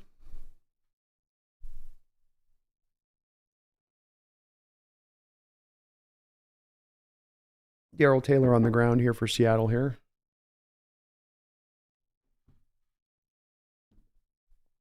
I'd imagine the Cardinals are just going to run this ball like right up the middle. Probably try to get it to the left side so you get it to the kicker's favorite hash. So they just run probably a, off left tackle run here or just an inside B gap run to Connor.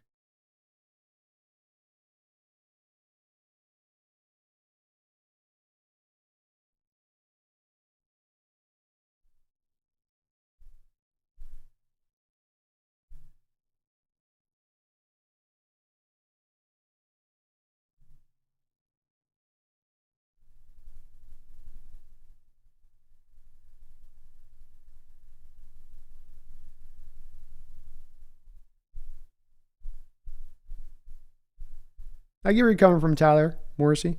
I understand where you're coming from, man. It's a lot of people feel that way about this as well. That's what they'd like to see from that. They're touching on Darrell Taylor's knee a little bit here.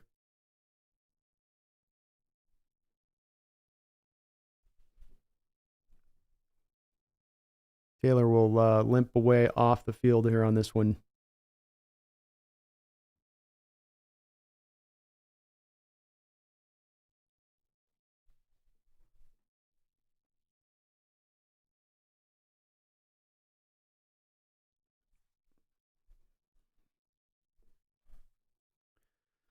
Second down and 12. Just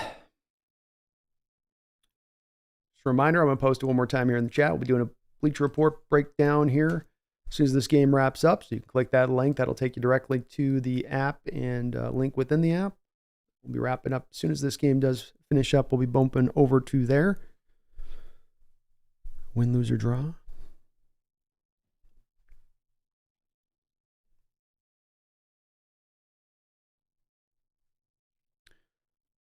Are they going to just come out and kick this? No, they're going to run this here. So we're going to get a run here.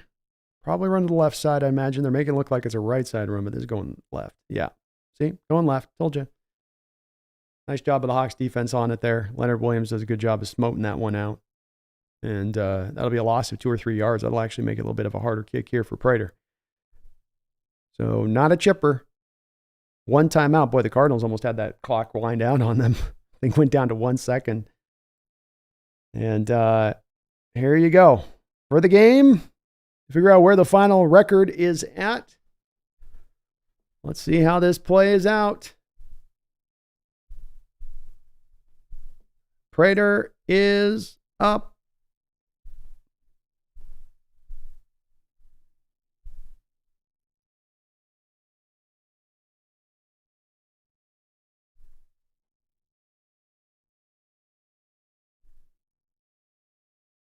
.51-yard attempt. Long kick here for game. Prater is lined up. The snap is down. The kick is up and sliding to the right. The Seattle Seahawks will win the football game. 21-20, taking the record to 9-8 on a game that was a rough watch through most of it. They found a way there at the end to pull through, just barely so. But that will take us through the end of the year. So I will be going over right now to the Bleacher Report. Please click down on the link in the description section below. That'll take you directly over to the app, and I'll be on there for a quick half-hour show that we're going to do over there. Then I'll be bouncing back over here for a post-game discussion underneath that. So I thank you guys for watching. Please do hit the like button today. This is a loss that is wins going to not really mean much, as Green Bay did lose, so we're not getting the playoffs. We're going to be discussing a lot about the future of this team here throughout the night. No doubt about that. I thank all of you watching. Please do hit that like button. Please do sub up if you're not already subbed up here on the channel. So we're trying to get that 15,000 mark. Thank you guys as much for watching here today. It was a nice win there at the end. Good job by Gino to get another touchdown fourth quarter drive through, as he's done through the season. He's shown you can be clutch when you need to be clutch. Unfortunately, the Bears didn't do us the same service that the Lions did last year against Green Bay, and we will be missing the show this season, this postseason. I'll be back here in about an hour here to do the post-game discussion. Until that time period, even on a tough season like this, as the year comes to a conclusion, it's a tough conclusion at that, so it's hard to say a go Hawks on this one, but nonetheless, we keep that spirit of perseverance. We keep that hope alive, and who knows, maybe this offseason we're going to indeed see major change, and I'm going to be advocating highly for major change because it is what is needed right now. So keep the faith even after kind of a season that's gone down in the books now as not the greatest of years in Hawks history. We've got a very talented team. There's a lot to feel good about with this team going into the future, but there's going to be some work that's needing to be done this offseason in a variety of different levels. Be back in an hour. I'm heading over to the Bleacher Report. Click down below in the description link of the section below to get over to that link in that app. Be over there in about 5 minutes. Until we're back here, please, my fellow Seahawks faithful, don't you ever forget, go Hawks.